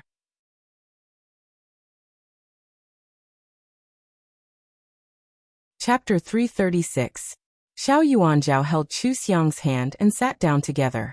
Liang Zhong was very perceptive and placed their chairs next to each other. Xiao Yuanzhao looked at Liang Zhong with praise. Liang Zhong instantly straightened his back and confirmed that he had guessed the emperor's intentions. The emperor had taken a fancy to Imperial Gui Fei. After Xiao Yuanzhao sat down, he didn't let go of Chu Xiang's hand. Chu Xiang felt that it was a bit strange and glanced at him without leaving a trace. Saving his life and he's moved? Does he not suspect that this might be a self-directed and self-staged trick? Such a white emperor, he might be moved by the entire harem in the future. An emperor that is about to be swallowed by a group of spider demons, pitiful. Xiao Yuanzhao steadied his expression. He didn't understand what she meant by white, but thinking that it wasn't referring to his skin color, it definitely wasn't something good. Also, she compared the women in the harem to spider demons, and felt that he was pitiful enough to be moved by them. Wasn't she looking down on him too much? Xiao Yuanzhao smiled slightly as he looked at the palace servants who had laid out the dishes on the table and asked, "This is the first time Zhen is eating with beloved concubine. What dishes beloved concubine likes to eat? Is there anything here that you like?" Chu Xiang swept her eyes. Since he asked, she didn't hold back and pointed at a few dishes. "These are all what Chinchilla likes to eat. Many thanks, Emperor." She didn't ask what the emperor liked to eat because the emperor couldn't have ingredients that he liked to eat. Otherwise it would be easy for others to take advantage of him. She silently said, pitiful in her heart, and it was all heard by Xiao Yuanzhao. Xiao Yuanzhao. He had never felt any discomfort when it came to food. This woman actually felt that he was pitiful? He found that he really couldn't see through Chu Xiang at all.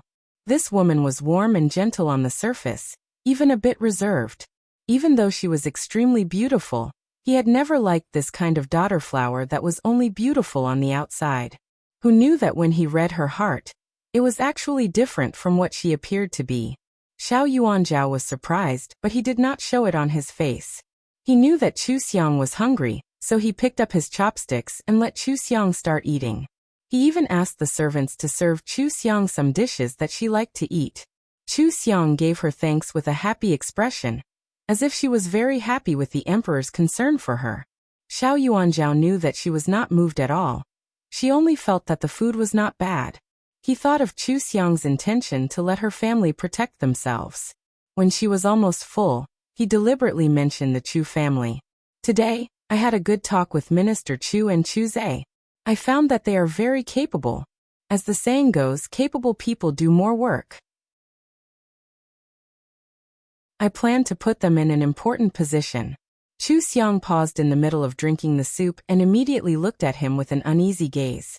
"Emperor, it is my father and older brother's honor to be able to serve Emperor, but this concubine doesn't know if they can do it well. Emperor, please don't treat them well because of this concubine." Chu Xiang's heart sank. If the Chu family was put in an important position, wouldn't they be going against the regent? She had to find a way to escape. Who knew who would win between the regent and the emperor? It was better to let the emperor get used to this as soon as possible and dislike her. Xiao Yuanzhao looked at her unpleasant expression and was a little angry. As expected, the Chu family did not think highly of him. That was why they were not willing to support him, and only wanted to avoid this battle. No wonder Chu Xiang did not fight for favor after entering the palace. If she could not leave Taihe Palace, she would not take a step out of it. It turned out that she was deliberately avoiding him. Which emperor would like a concubine who only had beauty, but was restrained in every way? This woman had pretended to be too successful in the past. She had even fooled him. Xiao Yuanzhao and Chu Xiang's arms touched and he smiled. Beloved concubine is too modest. Zhen admires Minister Chu and Chu Zhe very much. Do you think Zhen is someone who would put officials in an important position for the sake of a concubine? Yes. Otherwise, how can you explain this sudden enthusiasm and promotion? You look very smart. How can you be so stupid? Chu Xiang felt that this person would not be able to sit firmly on the throne, but she smiled happily on the surface. The emperor is wise and powerful. Of course, you will not be affected by the concubines. Then Chinchilla will thank the emperor on behalf of my elder brother and my father. Xiao Yuanzhao looked at Chu Xiang's genuine joy and heard her say that he was stupid in her heart. He was so angry that he lost his temper. This acting skill, even he felt that he was not as good as her. Unfortunately, he could not explain that his change in attitude was because he had heard their thoughts and made sure that they were harmless. He could only sullenly be labeled as stupid. However, he was not happy, so of course he could not let her be happy. He immediately called Liang Zhong. Go to the Chu family and pass the imperial decree. Transfer Chu Zhe to the imperial front as the imperial commander. Minister Chu has taught his daughter well, and deserves to be praised. Send the generous gift Zhen prepared earlier with an additional 30%. Chu Xiang looked outside and saw that it was a bit dark. Emperor, there is no need to rush. It's getting dark. Xiao Yuanzhao gently held her hand and looked at her with a smile. Zhen still thinks it's too slow. Zhen should reward them as soon as Zhen returns to the palace. Beloved concubine, in the future, Chu Zhe will often be in front of the imperial front. You will have a chance to see him in the palace. Beloved concubine, are you happy? I am happy. Qinxia thanks the emperor. Chu Xiang blushed and nodded. Looking at him, she silently thought of a word in her heart, idiot. Chu Xiang felt that even if this kind of idiot was not killed by the regent, he would be killed by his own stupidity. How could he be the emperor like this? He did not hurry to find out the mastermind behind the scenes, and was acting all tender and sweet with her? Xiao Yuanzhao almost lost his composure. Just as he was about to make trouble, he found that Chu Xiang began to suspect him. She suspected that he was deliberately doing this to test the Chu family, testing whether she was directing and acting on her own, and also testing whether the Chu family would support him. If it was like this, then this emperor was still a bit smart. Chu Xiang very naturally lowered her gaze and began to calculate in her heart. Since Chu Zhe became the commander of the imperial front, and Minister Chu was also valued and rewarded, then even if the Chu family did not support him, the regent would be unhappy. With the regent's attitude of suppressing the Chu family, it would be even more unfavorable to the Chu family in the future. So, should she kill the regent and let the Chu family smoothly gain power? Fortunately, Xiao Yuanzhao was used to pretending to be a pig to eat a tiger for many years, so he did not give himself away in front of Chu Xiang. He just wanted to tease Chu Xiang and see her annoyed. Who would have thought that she would think of so many things in an instant? She felt that he was stupid and suspected that he was testing her. What did she mean by killing the regent? She was a girl. Was her attitude towards the regent so casual? She wanted to kill the regent so easily? How? He saw that Chu Xiang's face was still happy and shy, and he could not help but reflect on himself. He always thought that his acting skills were perfect, but when he met Chu Xiang, he realized that he was not good enough. In the future, he needed to learn more from his imperial Gui Fei. Don't even show a trace of emotion. Xiao Yuanzhao secretly took a breath and casually said a few words to Chu Xiang. Then he told Chu Xiang to have a good rest and left Taihe Palace. Taihe Palace was not far from his palace. He wanted to walk outside and clear his head, so he did not ride the dragon carriage and walked all the way back. On the way, he thought of the strong contrast between Chu Xiang's heart and appearance, and he could not help but laugh. The palace people behind him did not look at each other, but they all thought of the same thing. The imperial Gui Fei was going to be favored. Before Xiao Yuanzhao came to Taihe Palace, because he had just seen the regent, he was not in a good mood.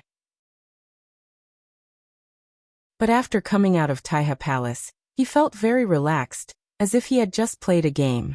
For many years he only had politics in his heart, and had never been close to any woman. This time he gained the ability to read minds, so when the 4 concubines were fighting to show off, he probed into their inner thoughts. Imperial concubine, she was arrogant and domineering with a fiery personality. She was the youngest daughter of the Minister of Revenue, and she was also a spy sent by the regent into the palace to sow discord in his harem. He already suspected that the Minister of Revenue had sided with the regent, so he directly confirmed this matter. So imperial concubine, she's outspoken and brainless personality was all for show. She was arrogant and domineering all day long in order to disturb the peace of the harem. Imperial concubine, Hui was a famous talented woman in the capital. She was very good at poetry and painting. Her father was a third-rank general, but because he was injured he was idle at home. She did not do anything for the regent, but because she had some talent, she was very arrogant and did not put the other concubines in her eyes. She was full of thoughts of fighting for the throne and making profits for her family, so her private methods were ruthless. Imperial concubine Jean had a cold personality, and was as elegant as bamboo. She was good at playing the zither, playing chess, and studying calligraphy, but in truth, she was the most arrogant one, and she was also the most narrow-minded. She would seek revenge for the smallest grievance, and was determined to obtain the position of empress. She was very ambitious like her father, the general who pacifies the distant lands. After ascending to the position of empress and giving birth to a son of the first wife, she would sow discord between him and the regent. She would then support imperial concubine Jin's son to the position of empress. As for imperial concubine Li, she was purely beautiful. Her family had a hereditary title, but it had now declined. She was completely focused on fighting for favor, and was good at singing and dancing. She was very suited to being a gentle and understanding flower. But she did not have much of a brain, and her heart was filled with jealousy. She had many thoughts and did not know what to do. After Xiao Yuanzhao learned of their personalities, he found them even more annoying, and he had even less of an interest in the harem. Who knew that the more he interacted with Chu Xiang, the more he felt that Chu Xiang was interesting. Chu Xiang did not have any ulterior motives. In fact, she avoided him and the imperial palace like the plague. He thought that he had deliberately pulled the Chu family to his side, and Chu Xiang would be unhappy. As a result, Chu Xiang did not have any negative feelings at all. She just wanted to get rid of the regent. Although he only felt that this was the girl's imagination running wild, and he did not believe that she had any ability to get rid of the regent, he still could not help but feel happy. Even when Chu Xiang thought that he was stupid, he did not care. Xiao Yuanzhao returned to his bedroom and dismissed everyone. After pondering on his own for a while, his fingers tapped rhythmically on his knee a few times. A man with a normal face and no presence immediately appeared in front of him. Chu Xiang was a little surprised to see this scene through the heaven and earth mirror. The emperor had hidden guards? She did not know if the emperor had brought any hidden guards with him when he came to her place. Next time, she could have the heaven and earth mirror pay attention. Once her cultivation was a little higher, she would be able to sense their location on her own. Chu Xiang saw that Xiao Yuanzhao asked the man who paddled an E about the investigation in a low voice. An E reported in a low voice in a concise and orderly manner. Only then did she know that Xiao Yuanzhao had almost finished investigating the assassination. It was really arranged by the regent. However, now was not the best time to fall out with the regent, so Xiao Yuanzhao pretended that he had not found anything. He secretly ordered the hidden guards to continue investigating the regent's underground forces along this line. Xiao Yuanzhao was not the same in front of an E and in front of her. She almost thought that he was a silly and sweet person. Sure enough, the emperor who could make the regent afraid of the assassination would not be easy to deal with. This two-faced emperor must have some ulterior motives for treating the Chu family so kindly. It was also possible that he used the Chu family as a chess piece. She had better let him hate her as soon as possible, and then fake her death to get away. It was better for the Chu family to continue to be neutral and low-key. The next time she saw him, she would do something that made him unhappy.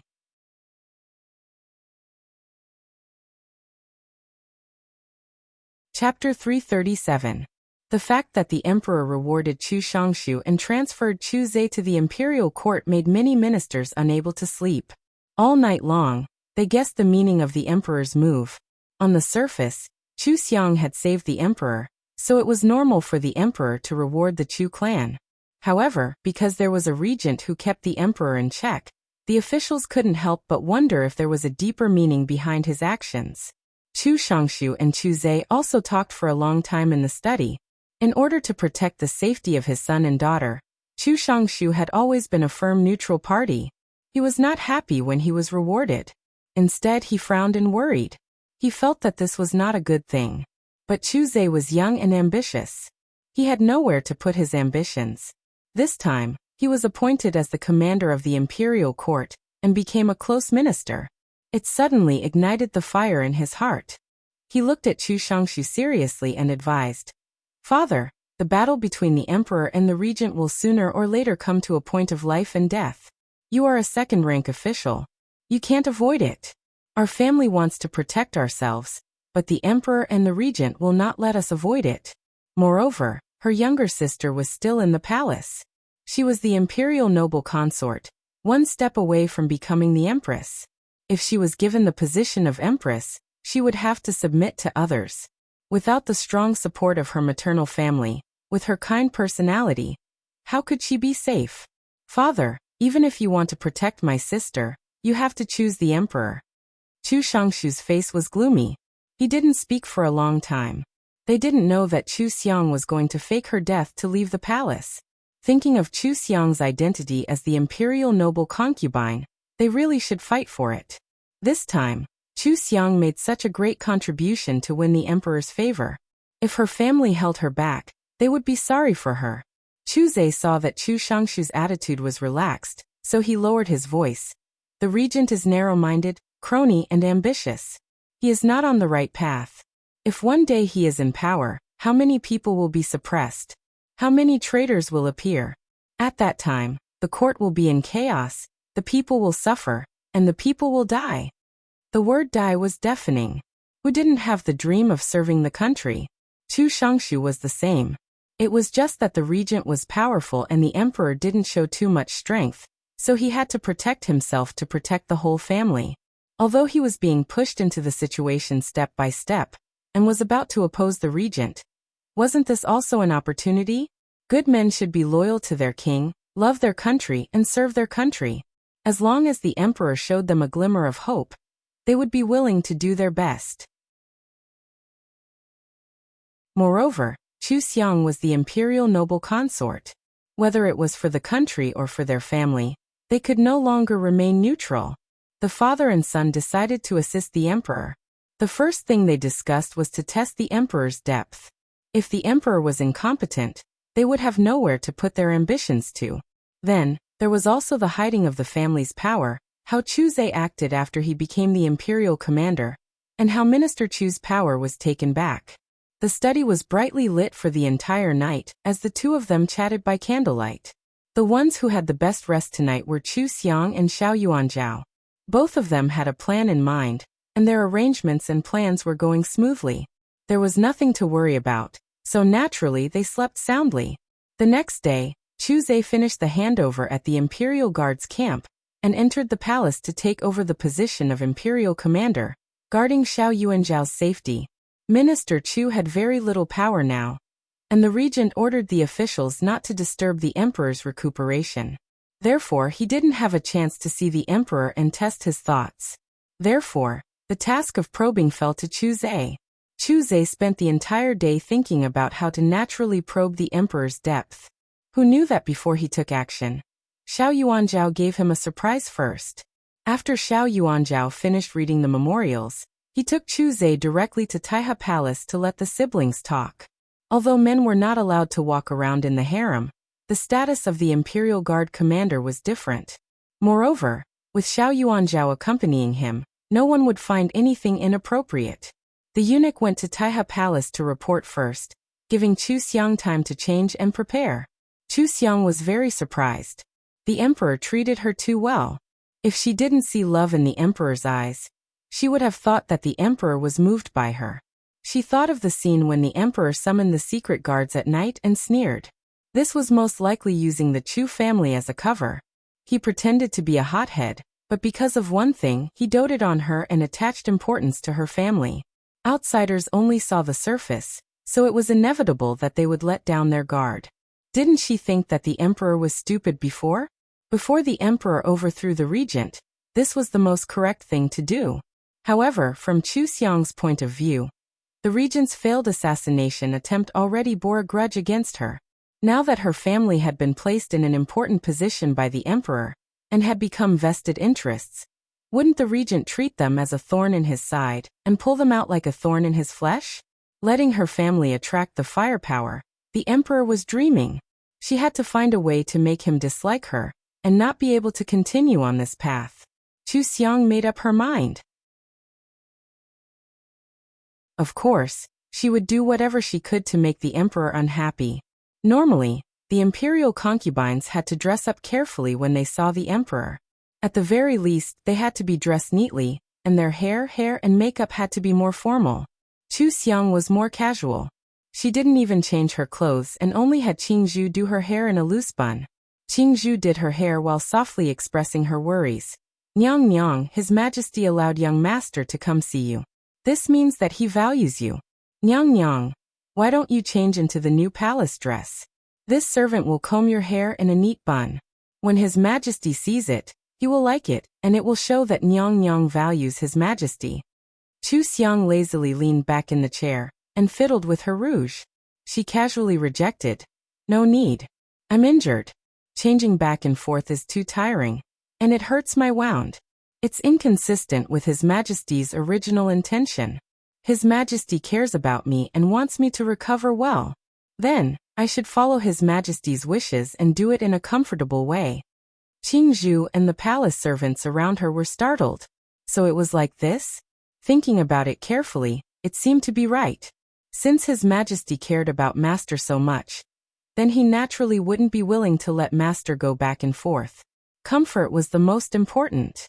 But even though they accepted this method, they still felt strange. Who in the palace didn't dress up formally when they were going to see His Majesty? Their master looked like she was lazily resting in her room. Was it good to see His Majesty like this? No matter what they thought, once Chu Xiang decided to talk, no one could change her mind. In the end, he followed her wishes and only tied her hair into a simple bun with a jade hairpin inserted. It matched her light green dress very well, and she wore a pair of delicate jade droplet-shaped earrings. Unexpectedly, she was also very beautiful. The palace servants couldn't tell what was different about their master, but they felt that their master was more beautiful than before, and had become more attractive. Chu Xiang leaned against the chaise lounge, holding a storybook and reading. The sunlight shone in from outside the window, as if her entire body was emitting a gentle halo. It made her look delicate, but also gentle and graceful. Just by looking at her, one would feel that the years were peaceful and good. Xiao Yuanzhao didn't have anyone announce his arrival as usual. When he entered, he saw Chu Xiang like this. His first reaction was surprise because no one had ever seen him dressed like this before. It was too casual, giving him a feeling that they didn't care about him. But he didn't feel uncomfortable inside. It was probably because he already knew that Chu Xiang didn't have any feelings for him, and was truly indifferent. Seeing Chu Xiang like this, he felt that it was in line with what she wanted, and didn't pretend too much in front of him. No one liked a person who pretended in front of them, and was full of lies. So seeing Chu Xiang like this today, he felt a bit of good fortune for Chu Xiang. He didn't wait for Chu Xiang to raise her head and walked over with a smile. Beloved concubine's complexion is much better. How do you feel today? Chu Xiang seemed to be engrossed in reading. Hearing his voice, she raised her head in surprise. His Majesty came?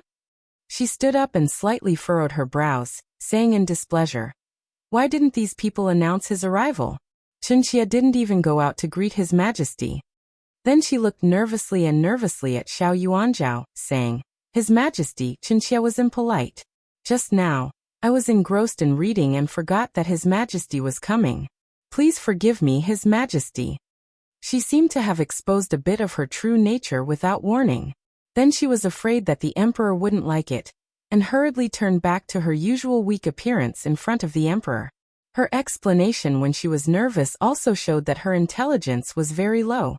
She actually forgot that the Emperor was coming. How careless and how little importance did she have to place on the Emperor to do this? Even the Emperor would be angry, right? Stepping on the bottom line of the Emperor's anger, it wasn't a big deal. She had the merit of saving the Emperor and wouldn't be punished. Making the Emperor annoy her, perfect. Xiao Yuanzhao was already holding her hand, so when he saw her reaction, he also heard her thoughts. He was instantly speechless. How did he not know that his Imperial Guifei had so many thoughts? Wasn't she fine at dinner last night? Why did she purposely make him dislike her today? Chu Xiang's strange thought suddenly appeared in his mind. It was because he had too many women, forget it. At that time he was suspicious. Did forget it mean that she didn't want to serve him in bed? Today when he found out that Chu Xiang wanted to make him dislike her, it immediately confirmed his guess. This woman, it was fine if she didn't fight for favor. He felt that her personality was very good, but she actually didn't even want to serve him in bed. It was as if she disliked him for being dirty. What was she thinking in that head of hers? Also, he had never touched a woman before. How was he dirty? Xiao Yuanzhao was angered by his own thoughts. How did he get led astray by Chu Xiang? What was he thinking about for no reason? Xiao Yuanzhao's grip on Chu Xiang's hand slightly tightened. Just when Chu Xiang thought that he was going to get angry, Xiao Yuanzhao raised his hand and gently caressed her cheek. He smiled gently. How could Jin bear to blame my beloved concubine for such a small matter? My beloved concubine was injured because of Zhen. Zhen doesn't even have enough time to love my beloved concubine. Chu Xiang felt goosebumps rise on her skin from his nauseating appearance. Since one plan didn't work, she instantly thought of another plan. Achoo! She directly sneezed heavily in front of him. Xiao Yuanzhao's expression froze. He was very close to Chu Xiang. Although he didn't see anything dirty being sprayed on him, he still felt uncomfortable all over, and wanted to take a bath. Chu Xiang took out a handkerchief in fear and trepidation to wipe him. Even her voice was trembling. Emperor, Chenxia didn't do it on purpose. Emperor, please forgive me. You should be angry now, right? It's best if you don't come in the future. Xiao Yuanzhao heard her thoughts and gritted his teeth. He didn't let himself take half a step back. Instead, he hugged Chu Xiang and said with concern, "It's fine, my beloved concubine, don't worry. Did my beloved concubine catch a cold?" Liang Zhong summoned the imperial physician. Then he frowned and looked at the palace servants around him. He coldly said, "How do you serve the imperial Gui Fei? If you can't even do this well, Shen doesn't think you need to serve here anymore." Xiao Yuanzhao secretly looked at Chu Xiang. Seeing that Chu Xiang was stunned, his heart finally felt much better. "If you put on an act, I'll change your people and give you a warning." Chu Xiang blinked. "I was just thinking of finding an excuse to change the palace servants. It really is sending a pillow when I'm sleepy."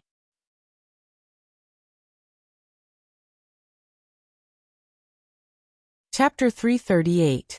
Xiao Yuanzhao did not think that Chu Xiang actually wanted to change the palace servants. Then his punishment was actually helping her. But his words were golden. He could not take back his order. He could only watch as Chu Xiang leaned into his arms with a sad expression, and then praised him in his heart. It was rare that she would praise him. It was a pity that he did not feel happy about it. So he became a bad person. No palace servant would hate Chu Xiang. Xiao Yuanzhao's mind moved, and he revealed a faint smile. He held Chu Xiang and said gently, "Shen will not feel at ease letting other people serve you. It's better to let Liang Zhong pick some people over. They will definitely do things properly." Liang Zhong specially picked people. That was the people who originally served the emperor. Then wouldn't Taihe Palace become the emperor's informants? Chu Xiang thought about it. That was fine. It was better than the messy informants of the 4 imperial concubines. Anyway, she did not want to do anything that the emperor would not know. The emperor's people did not need to be trained. It was easier. So Chu Xiang pretended to be happy and raised her head to smile at Xiao Yuanzhao.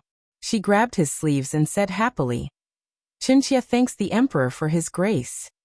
Xiao Yuanzhao lowered his head to look at her. Her smile was gentle and her voice was soft. If he did not hear her thoughts, he would definitely be fooled by her. He suddenly rejoiced that he had this ability. It was not that the matters in the imperial court were much smoother, but in the inner palace, if Chu Xiang wanted to trick him, he would most likely be fooled. However, Chu Xiang's trust and calmness towards him made him feel very comfortable. Even though he sent his own people over to see Chu Xiang get angry, he found that Chu Xiang was not afraid of him sending informants over. This made him even happier. It seemed that other than his own palace, there was another place he could be at ease in. His mood was better. Xiao Yuanzhao also put away those thoughts and said with a smile, "Shen can treat you even better. Your brother is outside. In a while, we'll eat together. I'll call you and your brother to talk." Chu Xiang said in surprise, "Really? Why didn't you come earlier? I haven't seen Big Brother for a long time." After saying that, she left Xiao Yuanzhao, lifted her skirt and ran out. At the last moment before she left him, Xiao Yuanzhao heard her inner voice and realized that she was deliberately not following the rules to make him unhappy. He suddenly felt that it was funny. In all his life, this was the first time he had met a concubine in the harem who didn't want to serve him in bed. She didn't want to be doted on, and wanted to be forgotten by the emperor. She hid in the palace and didn't go out. And the reason was that the emperor had too many women. Could it be that marrying someone outside the palace could guarantee that the man would not take concubines? What kind of weird idea was this? Xiao Yuanzhao hadn't fallen in love yet, so he just thought that Chu Xiang's idea was interesting. He didn't think much about it and followed Chu Xiang out. He noticed that Chu Xiang was looking at him from the corner of her eyes, so he deliberately smiled to show that he wasn't angry. In fact, he liked her liveliness.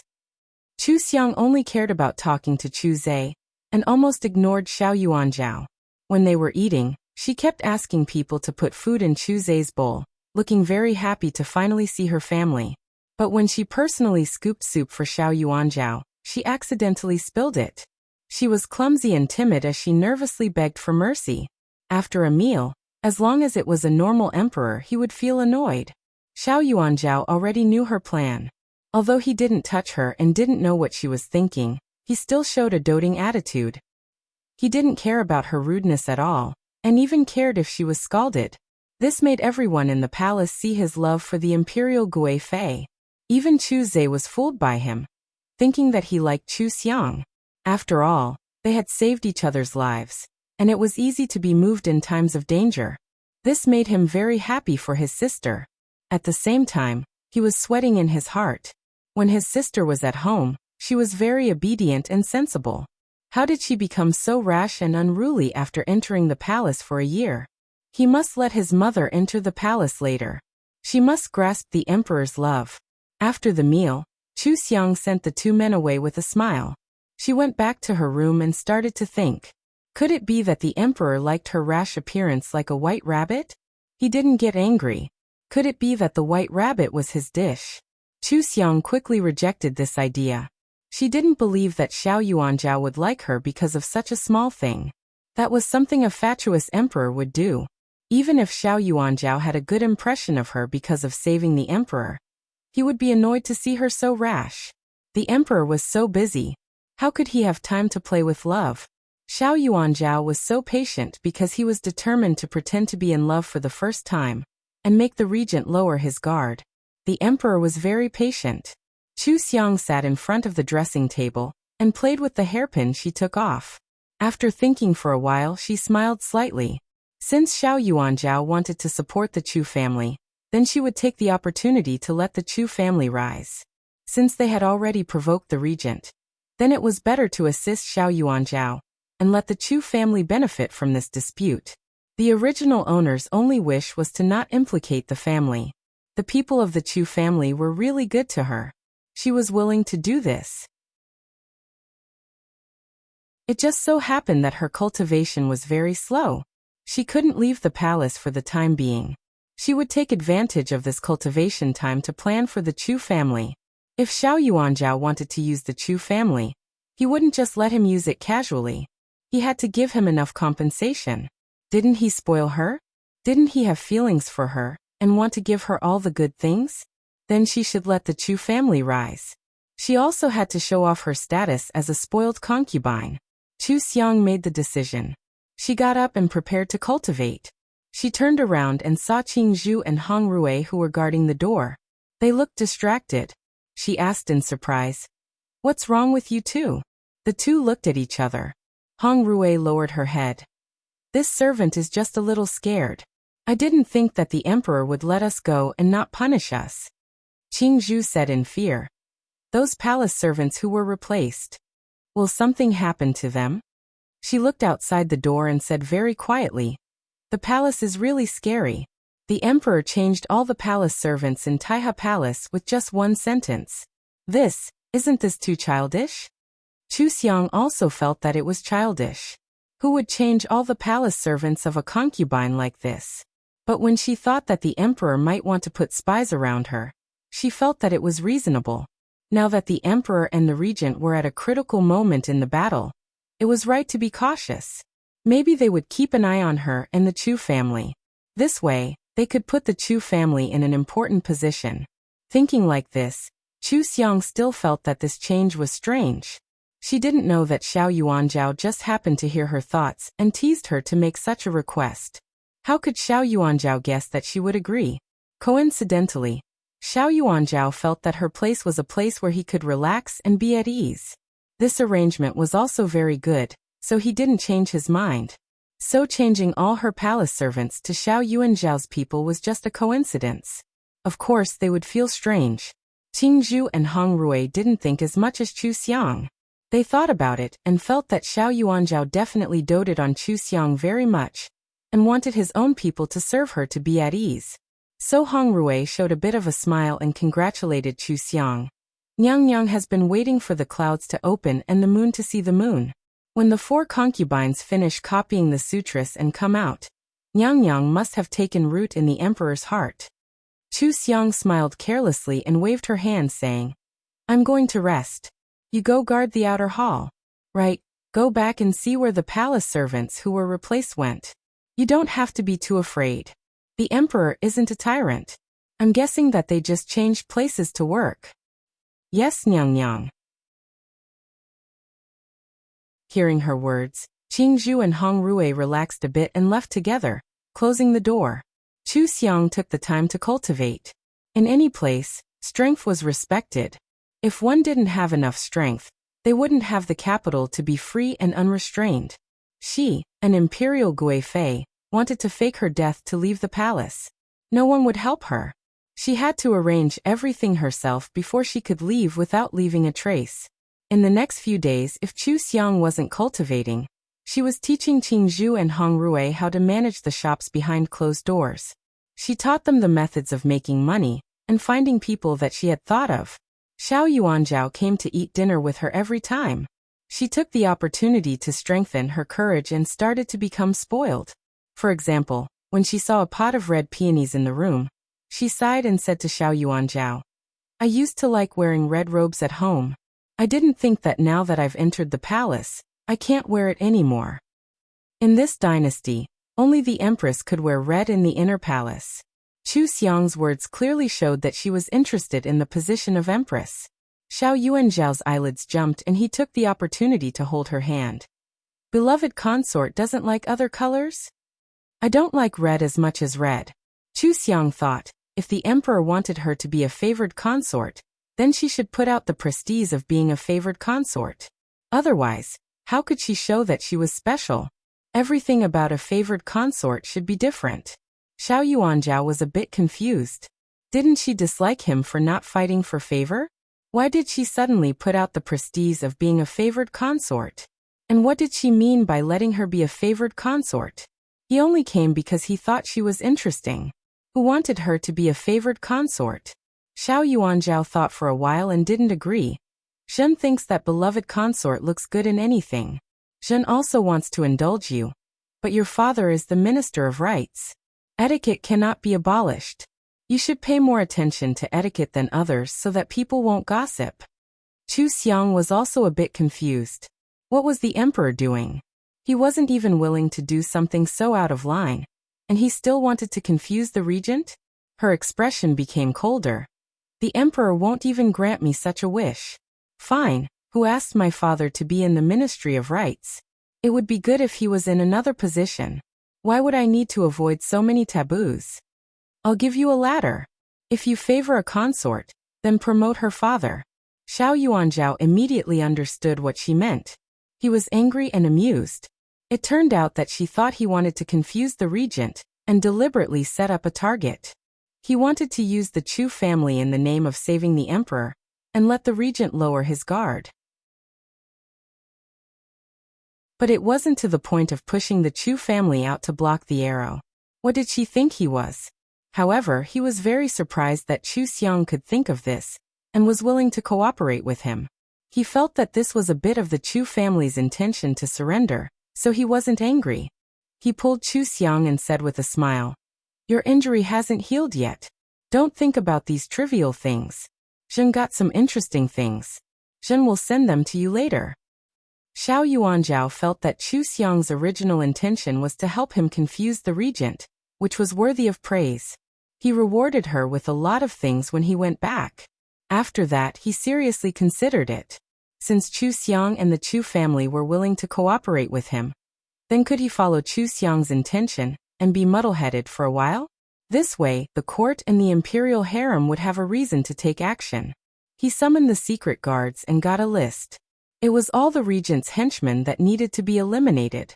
In this way, he could still complete this matter in advance if he was muddle-headed on the surface. Xiao Yuanzhao decided. He immediately adjusted the plan and gave the order. Chu Xiang saw his arrangement through the heaven and earth mirror. She knew what to do and decided to cooperate well. He would seize power, and she would profit. It was a win-win situation.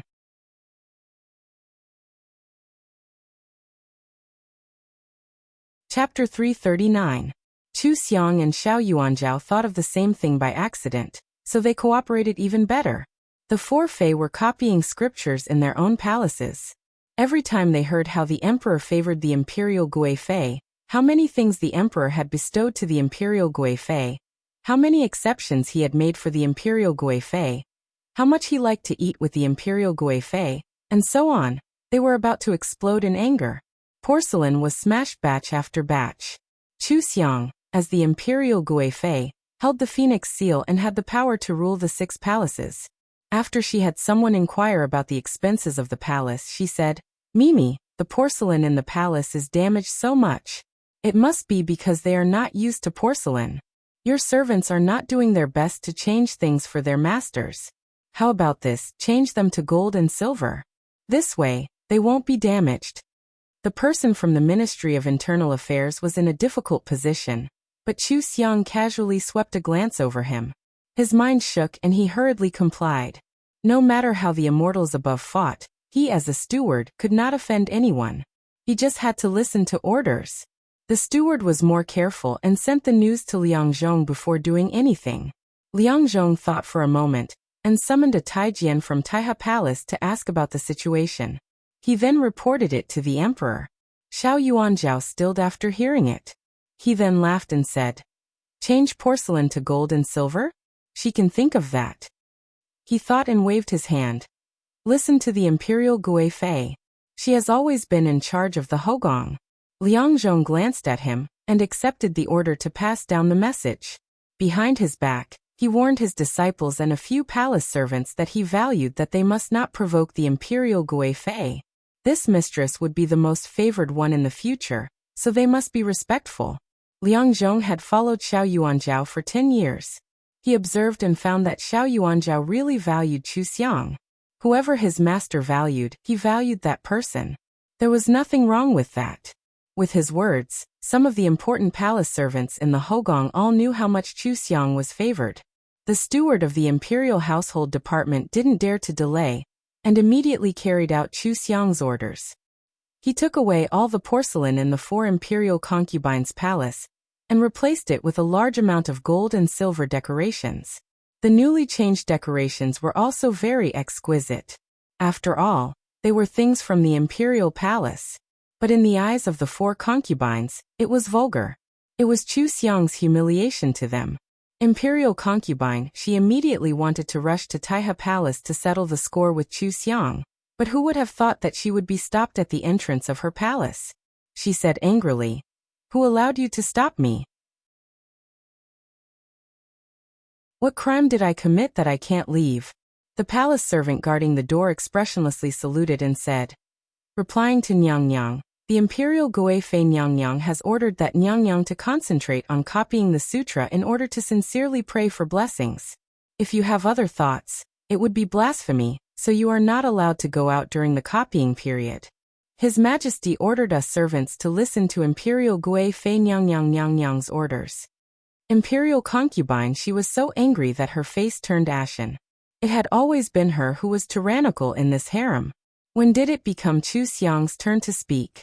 But the emperor had also given an order, so she could not go against it. After a long while, imperial concubine, she suppressed her anger. She clenched her fists and gave a cold snort. She flicked her sleeves and returned to her room to quickly copy the 6th sutra. The same thing happened to the other 3 concubines. They were all angry, but they were not like imperial concubine, she who insisted on suppressing Chu Xiang. They were thinking more about how the emperor was beginning to favor the concubines. Did that mean they would also have a chance? They had to quickly finish copying the sutra, and pull the emperor's heart over to their side. That night, Xiao Yuanzhao and Chu Xiang had a meal together. Xiao Yuanzhao casually brought up this matter and smiled. Beloved concubine's idea is very strange. No one has done this before. Chu Xiang held a cup of flower tea and slowly drank it. She smiled slightly. Who told them to destroy things? The porcelain they broke was given by the emperor. It's fine if they don't cherish it, but they wantonly destroy it. This Jie can't punish them openly, so this Jie can only cause them trouble and have them restrain themselves. As the saying goes, wine and meat stinks at the vermilion door. Frozen bones on the road. This Jie is teaching them not to be extravagant and wasteful. Xiao Yuanzhao raised a hand to smooth her hair and listened to her heart. These 4 troublemakers are not liked by the emperor. I should find more trouble for them so they won't bother me. It seems that before the next election, the emperor will still be innocent. It was not the first time that Xiao Yuanzhao knew of her disgust toward sharing a husband with other women. He suddenly thought that if he favored someone else and came to her place, would she have to think of a way to avoid him? This thought aroused his curiosity, but he didn't have any thoughts about women at the moment. He hadn't succeeded yet, so he didn't want to complicate matters. He only thought about it for a moment before throwing it away. He remembered that imperial concubine she was on the regent's side and mentioned it to Chu Xiang. Imperial concubine she's temper is fierce and doesn't care about the consequences. I'm afraid you will suffer. Chu Xiang didn't care. I have the emperor's protection. What can she do to me? She thought, the regent actually sent imperial concubine, she to mess around in the harem. It was really boring. If she had the ability, she should control the emperor in the imperial court and the army. What did she mean by meddling in the harem? Xiao Yuanzhao almost couldn't control his expression. He knew that imperial concubine she was on the regent's side, because he had the ability to read minds. How did Chu Xiang also know about this? Just like Chu Xiang, the regent actually sent a woman to mess around in the harem. This was something he never thought of before. So he only knew about imperial concubine she's identity recently, but Chu Xiang actually knew. He probed. Imperial concubine she's father and brother are still very useful. It's not good for Zhen to make her sad in the harem. Chu Xiang glanced at him without leaving a trace. What did this mean? Imperial concubine she's family clearly relied on the regent. The emperor already knew about it, but still wanted to use them? Was he planning something? She thought about it and reluctantly said, my father and brother are also very capable. If there's anything the emperor needs to do, it's better to give it to my father and brother. They will definitely do a good job for you. You're really bold. You dare to do anything. Xiao Yuanzhao narrowed his eyes. He lowered his head to look at the tea to hide the shock in his eyes. How did she know that imperial concubine she's family relied on the regent? Even if it was the Chu family who told her, how did she know that he already knew about it? Why did she, a harem woman who never left her home, seem to know everything? Was the Chu family more powerful than he knew? They actually had a powerful intelligence network? Chu Xiang didn't know what he was thinking. She only saw that he wasn't angry, so she knew that his bottom line was very low. She smiled. Emperor, I didn't know why Qinxie could be conferred the title of Imperial Gui Fei. Now you see, my father and Imperial concubine she's father are both ministers, so Imperial concubine, she doesn't put me in her eyes. If I want to sit firmly in the position of Imperial Gui Fei, then my father naturally has to be more powerful than her father. Emperor, isn't that right? Chu Xiang was like a woman who wholeheartedly trusted the emperor. Her eyes were filled with closeness and trust. Xiao Yuanzhao almost laughed out loud. I'll be a fool to believe you.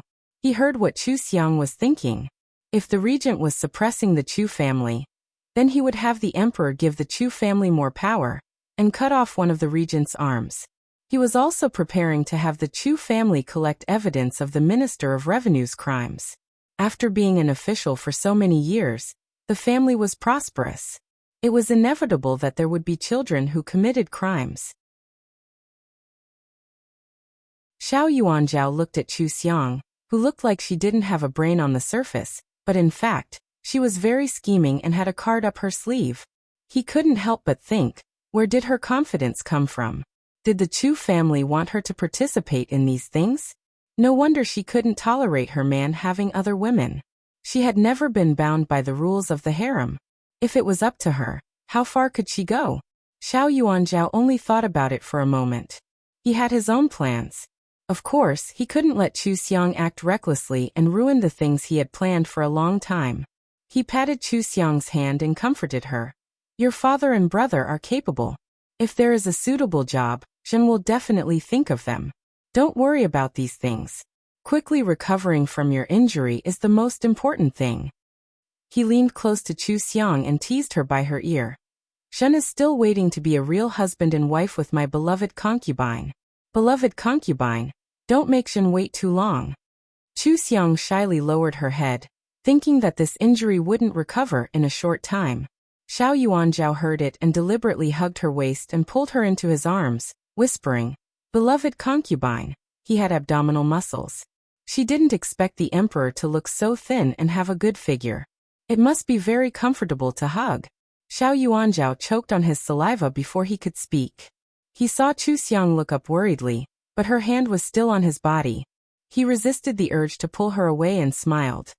Zhen won't make trouble for beloved concubine. Don't touch beloved concubine's injury. It's late. Beloved concubine, rest early. Zhen is going back. Your Majesty should also rest early.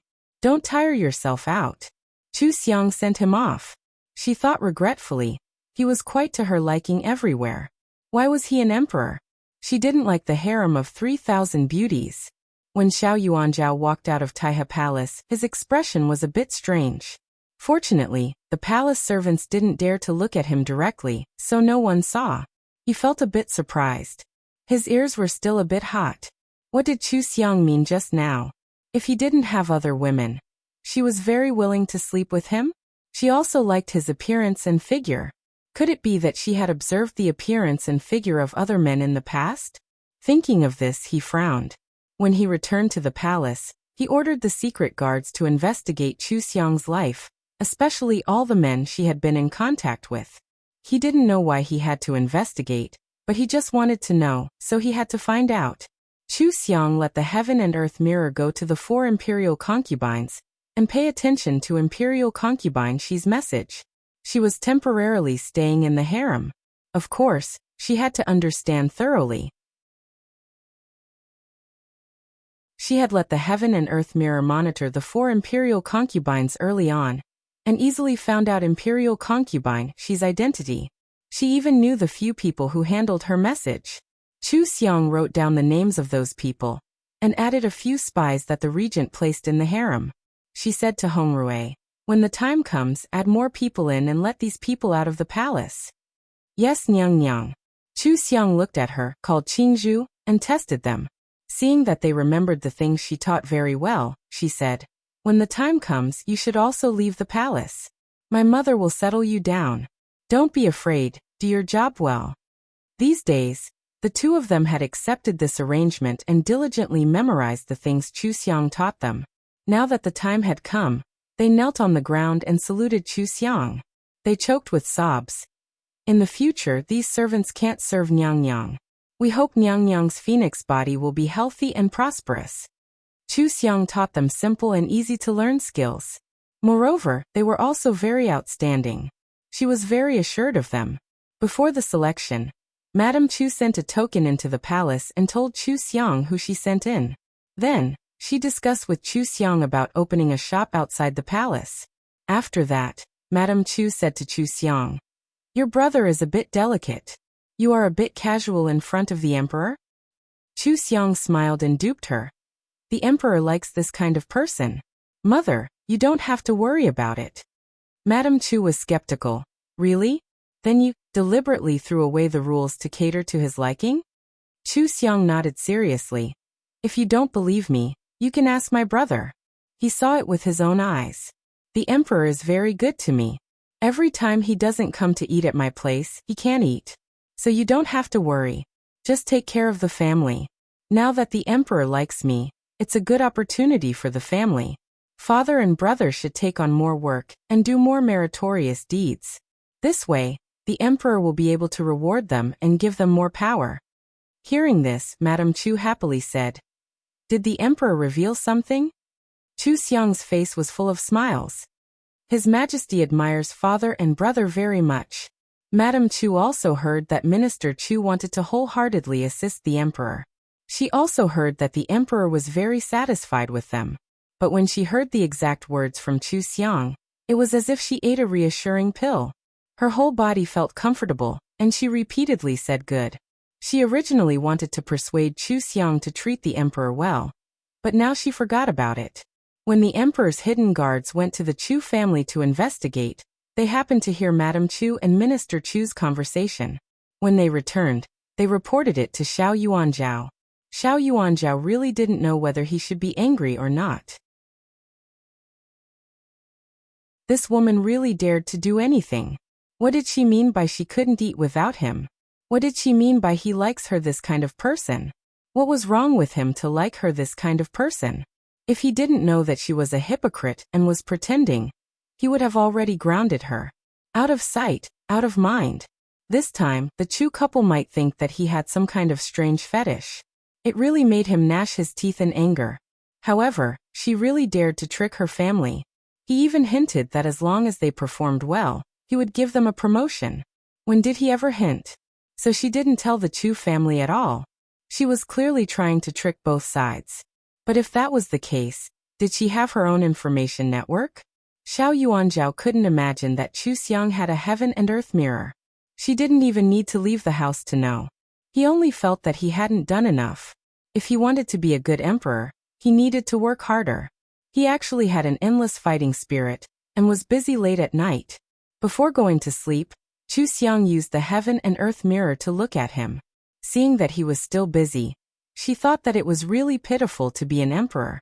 Then she fell asleep comfortably, not knowing that she was the reason why the emperor was so pitiful.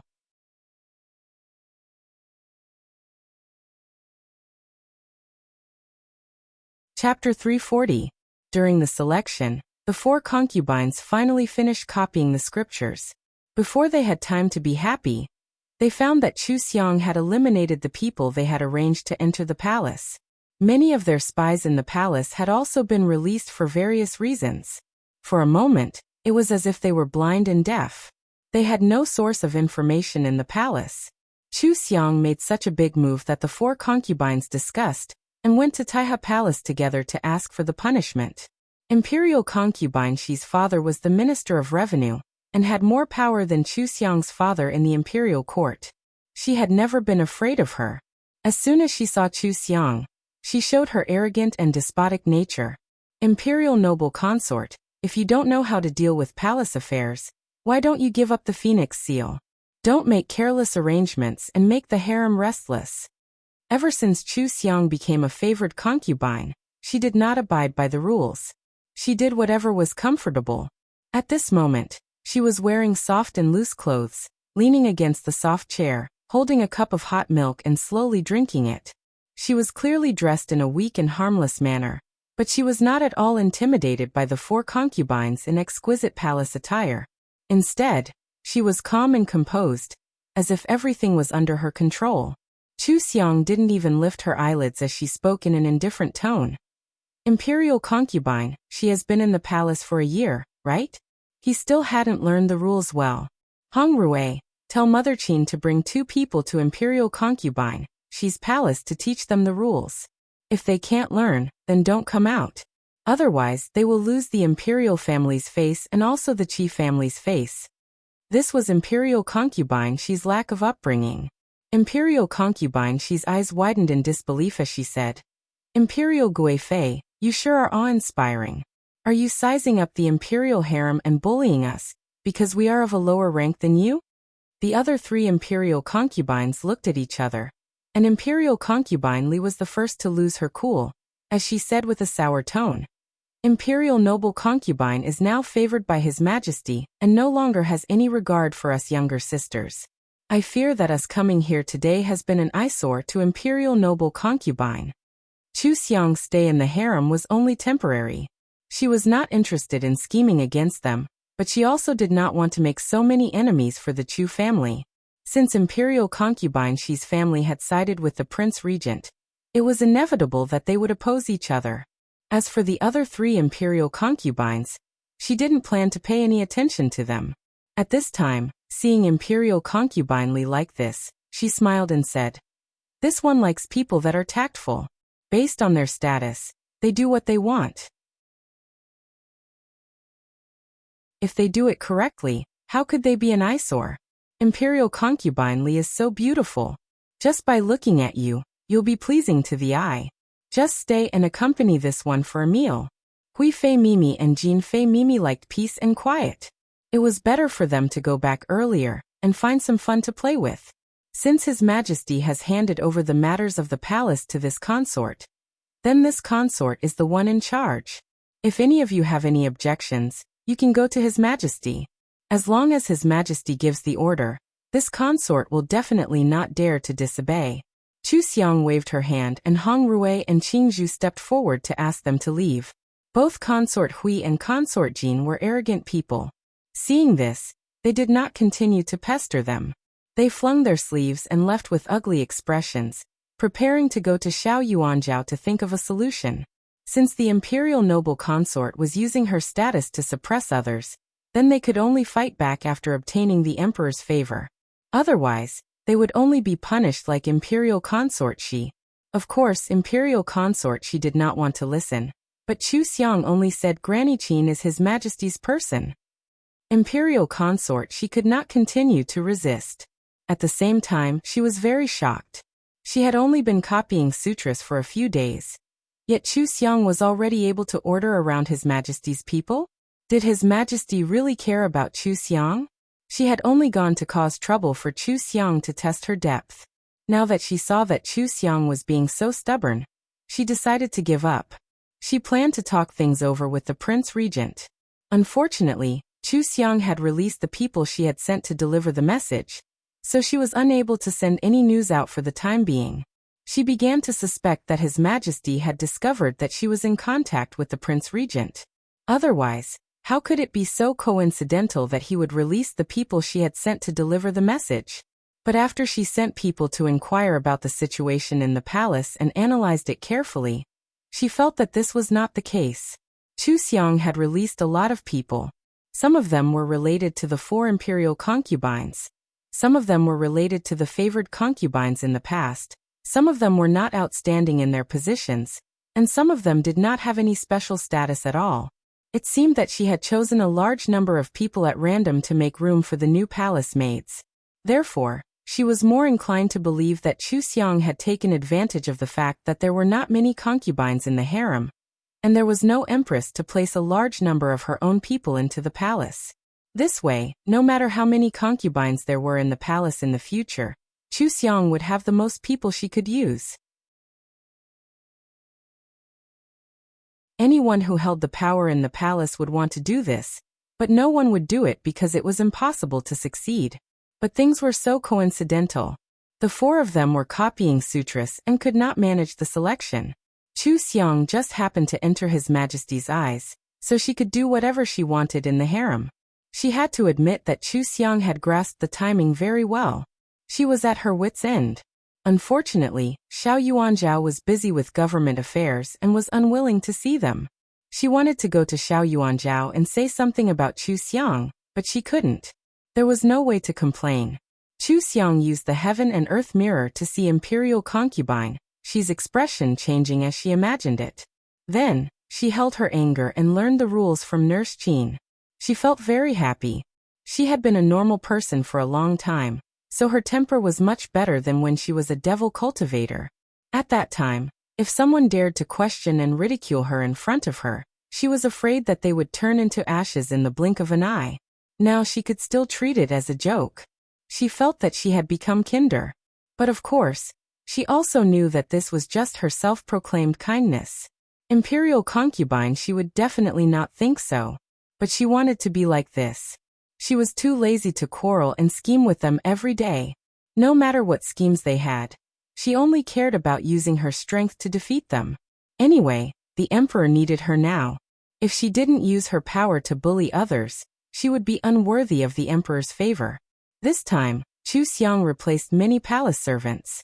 She also sent Hong Rue and Qing Zhu out of the palace. She replaced them with Ziyu and Ziyue, who were sent by the Chu family. They were all outstanding servants of the Chu family. They had only been in the palace for 3 days, but they had already figured out the situation in the palace. They did things with ease, so Chu Xiang didn't need to worry at all. Chu Xiang's actions made the regent very unhappy. The assassination he had arranged for a long time before was ruined by Chu Xiang. It would be even more difficult to arrange it again. In addition, the emperor was very strict when investigating the mastermind behind the scenes. He had no choice but to push out a few of his own people to take the blame, which had already damaged his power. Now the chess pieces he had placed in the palace were also removed by Chu Xiang. If he hadn't found out that Chu Xiang just replaced his people by a large number of palace servants, he would have thought that Chu Xiang was deliberately targeting him. In the beginning, he supported the emperor to the throne and didn't take the throne himself because he wanted a good reputation. He controlled the harem, hoping that the emperor would die, be disabled, or be muddle-headed in another name. Then he would be able to take the throne legitimately. As a result, the arrangement of the harem was completely ruined. For the next few days, the regent's face was black in the court. His people also targeted Minister Chu. However, Minister Chu received Chu Xiang's words and knew that the emperor wanted to promote him. Naturally, he had to perform well. He arranged people to accuse the Minister of Revenue's family of crimes, including money laundering, selling official positions, forcing good people to die, and so on. Xiao Yuanzhao sat on the dragon throne. When he heard someone report these things, he glanced at Minister Chu without a trace. Chu Xiang only asked Minister Chu to target the Qi family a few times, and Minister Chu got so much evidence. It seemed that he was more capable than what he had shown. Or he had been collecting useful evidence before, and was just waiting for the right time to release it. No matter which one it was, so much evidence was enough for Minister Qi to suffer. He couldn't escape the blame for not managing his family strictly. Minister Qi didn't expect that Minister Chu would point the sword at him, and suddenly be so bold. He changed from being wise to protect himself to being aggressive. He wasn't prepared. Facing Xiao Yuanzhao's inquiry, he naturally couldn't explain clearly. Xiao Yuanzhao glanced at the regent's ugly face and said with a heavy face, Minister Qi didn't manage his family strictly. He allowed his family's children to bully the people, sell official positions and endanger the court. From now on he will reflect in the manner. Before Xiao Yuanzhao finished, the regent interrupted him. Your Majesty, you are wrong. The people who committed the crime are Minister Qi's family. They deceived Minister Qi. Minister Qi is busy with court affairs every day. How could he know what they did in private? I'm afraid that your Majesty's punishment will chill the hearts of the court officials. Minister Chu took a step forward and cupped his hands. Regent, you worry too much. We are loyal to your Majesty because of your Majesty's order. We dare not have the slightest selfishness. We will not be disappointed because your Majesty is thinking for the people. Otherwise, how can we be officials in the court? The imperial uncle, Imperial Censor Chun, made an excuse. That's right. The court officials are the role models of the people. If they can't even manage their own family well, how can they work for the court? Work for the people? If Minister Qi neglects the family rules because he is busy with work, then I think that Minister Qi can't bear the heavy responsibility and can't take on the responsibility of the Minister of Revenue. It's better to change to a lighter job. In this way, you can have both government affairs and family affairs. Isn't it perfect? These two people were the people that Xiao Yuanzhao could trust wholeheartedly now. With them echoing the regent, Xiao Yuanzhao was in a good mood. He asked with a slight smile, My two beloved officials are right. The important officials in the court have always been the capable ones. I'm afraid that Minister Qi can't take on the position of the Minister of Revenue. What do you think, Regent? The regent's face turned green. They had finished what he wanted to say, and the evidence was there. If he refuted, wouldn't he be pestering endlessly? They had tied him up in public. He didn't expect that the Chu family really dared to stand on his side. They had eyes but couldn't see and went against him. He glanced at Minister Chu with deep meaning and said coldly, Since the emperor has decided, I have no objection. Everyone could hear his displeasure, but Xiao Yuanzhao didn't appease him like before. Instead, he looked at Minister Chu with satisfaction.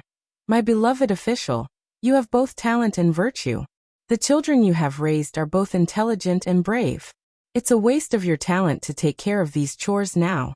My beloved official will take over the position of the Minister of Revenue and sort out the accounts for the past 3 years. You will also be given 3 months to take back the money borrowed from the National Treasury. There can't be any mistakes. Yes, I will follow your orders. Minister Chu still looked indifferent. He was neither surprised nor happy, but it made many people pay attention to him. This person used to be quiet, but they didn't expect him to amaze the world with a brilliant feat first. His daughter saved the emperor and became the emperor's favorite concubine. Then his son also became a close official. Even he himself squeezed out Minister Qi and grabbed the money bag of the imperial court. The new official made 3 clean fires when he took office. The emperor ordered him to sort out the accounts. In the future, the examination and approval of the money needed for the operation of each department would be strict. They had to find something to do. Which department dared to give Minister Chu a hard time? They would have to respect him. Compared to the situation where he was almost a mere figurehead in the Ministry of Rights, it was really good. For a moment, some people felt it was a pity. Why didn't they have a daughter like Chu Xiang? Once favored, the whole family would gain power. Xiao Yuanzhao was very happy to get rid of Minister Qi. During this time he had been secretly eliminating the regent's power, paving the way for getting rid of Minister Qi. However, the Chu family's actions still helped him. They cooperated with him in the open and in the dark. He was going to celebrate with his beloved concubine. At this time, he was even happier to see his beloved concubine's hypocrisy.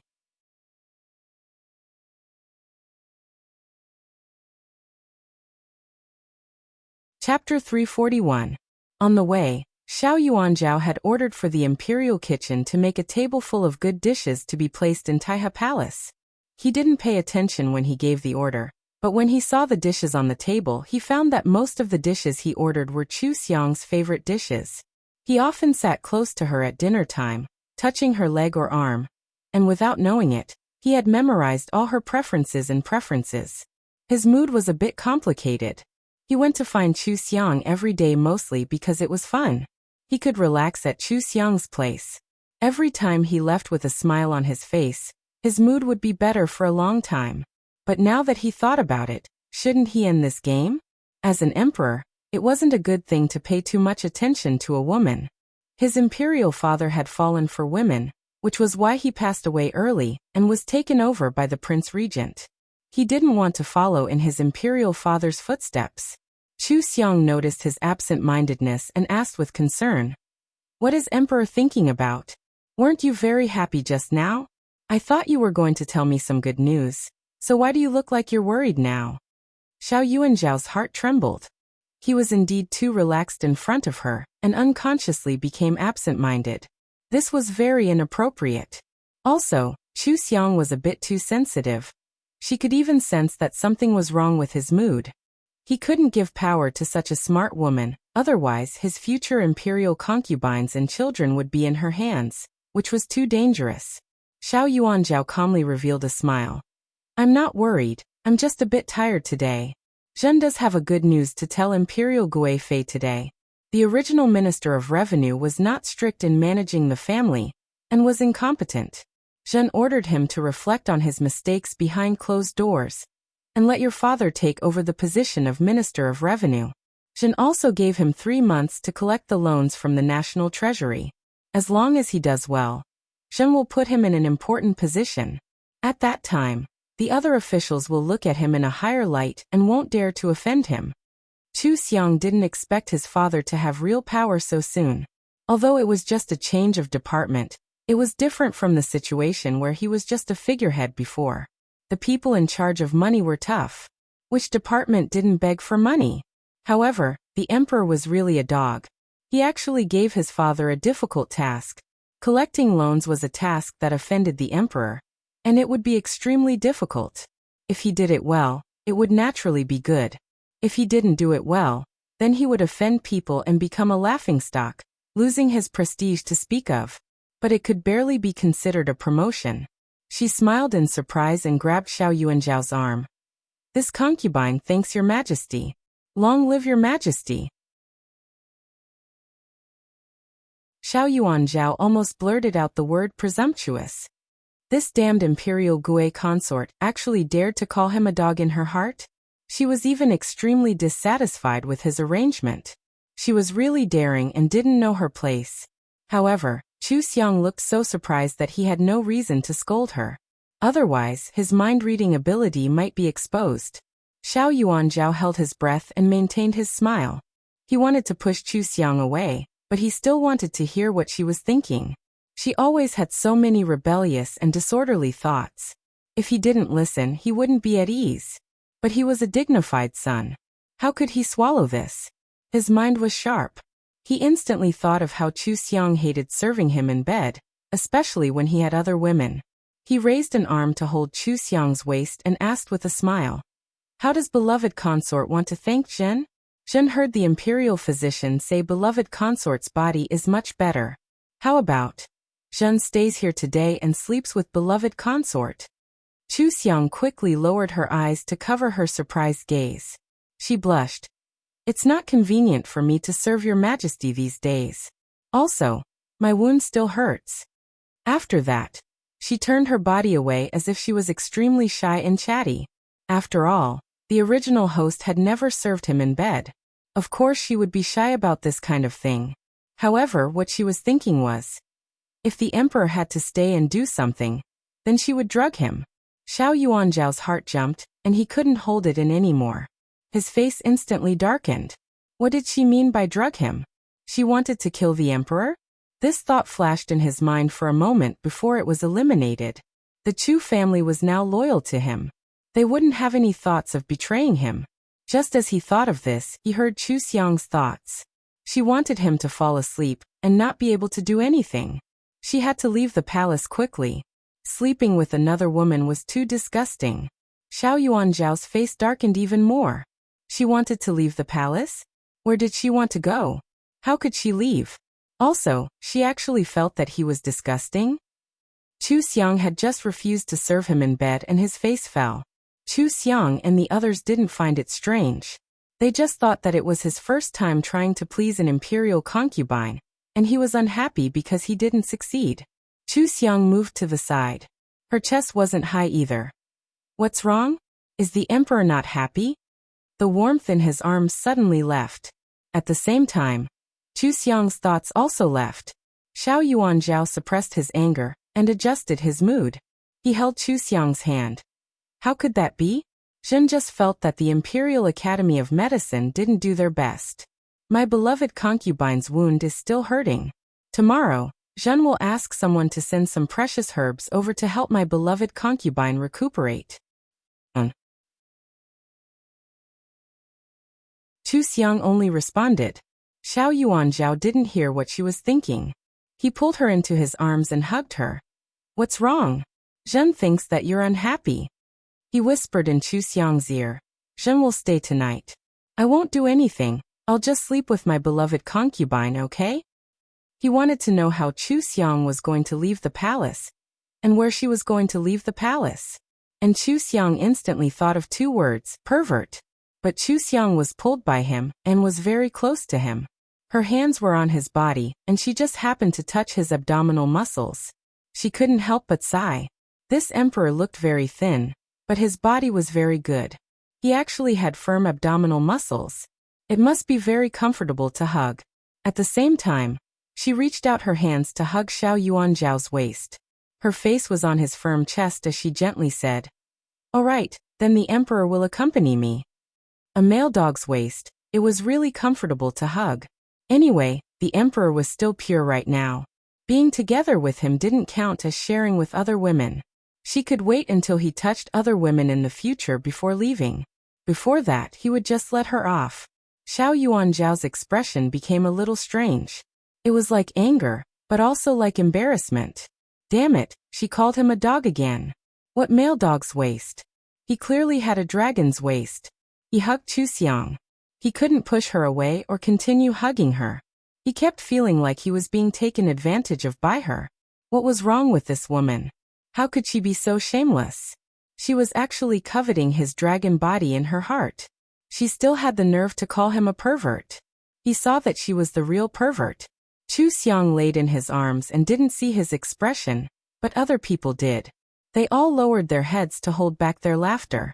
They thought that Xiao Yuanzhao wanted to be intimate with Chu Xiang, but was afraid of touching Chu Xiang's wound, so he was holding back. This really was a beautiful misunderstanding, but it perfectly covered up Xiao Yuanzhao's momentary loss of composure. He quickly returned to normal. He casually found an excuse to quickly leave. He kept feeling that if he stayed, his innocence would be tarnished by the imperial Gui Fei. Thinking of the word innocence, his face became extremely dark. He really had been affected by Chu Xiang. What innocence? What was wrong with him, the emperor, having 3 palaces and 6 courtyards? Chu Xiang was the only one who used his chastity to measure his value. It was as if she would ignore him if he touched any woman. Xiao Yuanzhao couldn't help but reflect. Why did he pretend to pamper her in the beginning? He only found that her inner thoughts were different from Biao's, and was curious. In order to naturally touch her and hear what she was thinking, he pretended to pamper her. In the end, she thought that he was using her to confuse the regent, so she took advantage of the situation and ended up like this. Chu Xiang usually didn't greet him when she saw him. She didn't follow the rules, and that was fine. Now she even called him a dog, despised him for having a woman, wanted to drug him, and wanted to leave the palace. She was getting bolder. She pretended on the surface, but dared to think of anything. Xiao Yuanzhao was still very angry when he returned to his bedroom. Usually, he would read for a while before going to bed, but today, he couldn't take in a single word. He originally wanted to celebrate, but now, there wasn't any joy left. Only his anger towards Chu Xiang was left. Originally, he felt that he paid too much attention to Chu Xiang, and wanted to restrain himself and stop looking for Chu Xiang. In the end, he learned that Chu Xiang wanted to leave the palace. He kept thinking about this and wanted to listen to Chu Xiang's inner thoughts. For the first time, Xiao Yuanzhao felt that having the ability to read minds was not good. He was addicted to reading minds, and he could not control himself from spending time with Chu Xiang. He wanted to know everything that she was thinking. But the matter of an imperial concubine was still under the jurisdiction of the court. After being angry for a while, he put this matter aside. He then called out his hidden guards and adjusted his plan to overthrow the regent. After he left, Chu Xiang felt a bit of regret. She had already thought things through and wanted to have a relationship with him. She had been happy for a while, so why did he leave? Wasn't he going to sleep with her? Her days in the palace were very boring. Although she had used many rewards in exchange for imperial concubine Li singing and dancing from time to time, only cultivating at night was truly very boring. If the emperor could stay every night, the days would definitely be much more lively. Otherwise, she could chase after the emperor? She had never dated the emperor before. After Chu Xiang thought things through, she felt that the last thing that she needed to guard against in the palace had disappeared. As long as Xiao Yuanzhao did not touch another woman, she could talk about love with him as she pleased. She could treat it as a temporary respite from living in the inner palace. Her entire body relaxed, and Chu Xiang did not think about cultivating. Lying down in the soft blankets, she fell asleep comfortably. Xiao Yuanzhao, on the other hand, had nightmares the entire night. One moment, he dreamed that Chu Xiang had drugged him, and the next moment he dreamed that he had turned into a dog. He even dreamed that Chu Xiang had pressed him down on the bed and sullied his innocence. Xiao Yuanzhao woke up on his own in the morning. Feeling that his pants were wet, his face darkened once more. He was so angry that his teeth itched, wishing that he could immediately catch Chu Xiang and take care of her. Liang Zhong brought the palace servants to help him get out of bed. Noticing his situation, he quickly lowered his head, holding back his laughter with great difficulty. At the same time, his impression of the imperial Gui Fei increased once more. The emperor clearly liked the imperial Gui Fei very much. He wanted to pamper the imperial Gui Fei, but he was afraid that he would offend her. Thus he ran back to his own palace. He would rather hold it and then go look for the 4th imperial concubine. It seemed that the imperial Gui Fei really was the most favored in the inner palace. Before the emperor changed his attitude, he had to treat the imperial Gui Fei as another master. He absolutely could not neglect her. Aside from Ziyu and Ziyu, everyone else in Taihe Palace was the emperor's people. Liang Zhong privately warned them.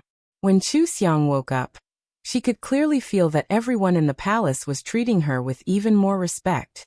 She was completely confused, not knowing what she had done to receive this sort of respect.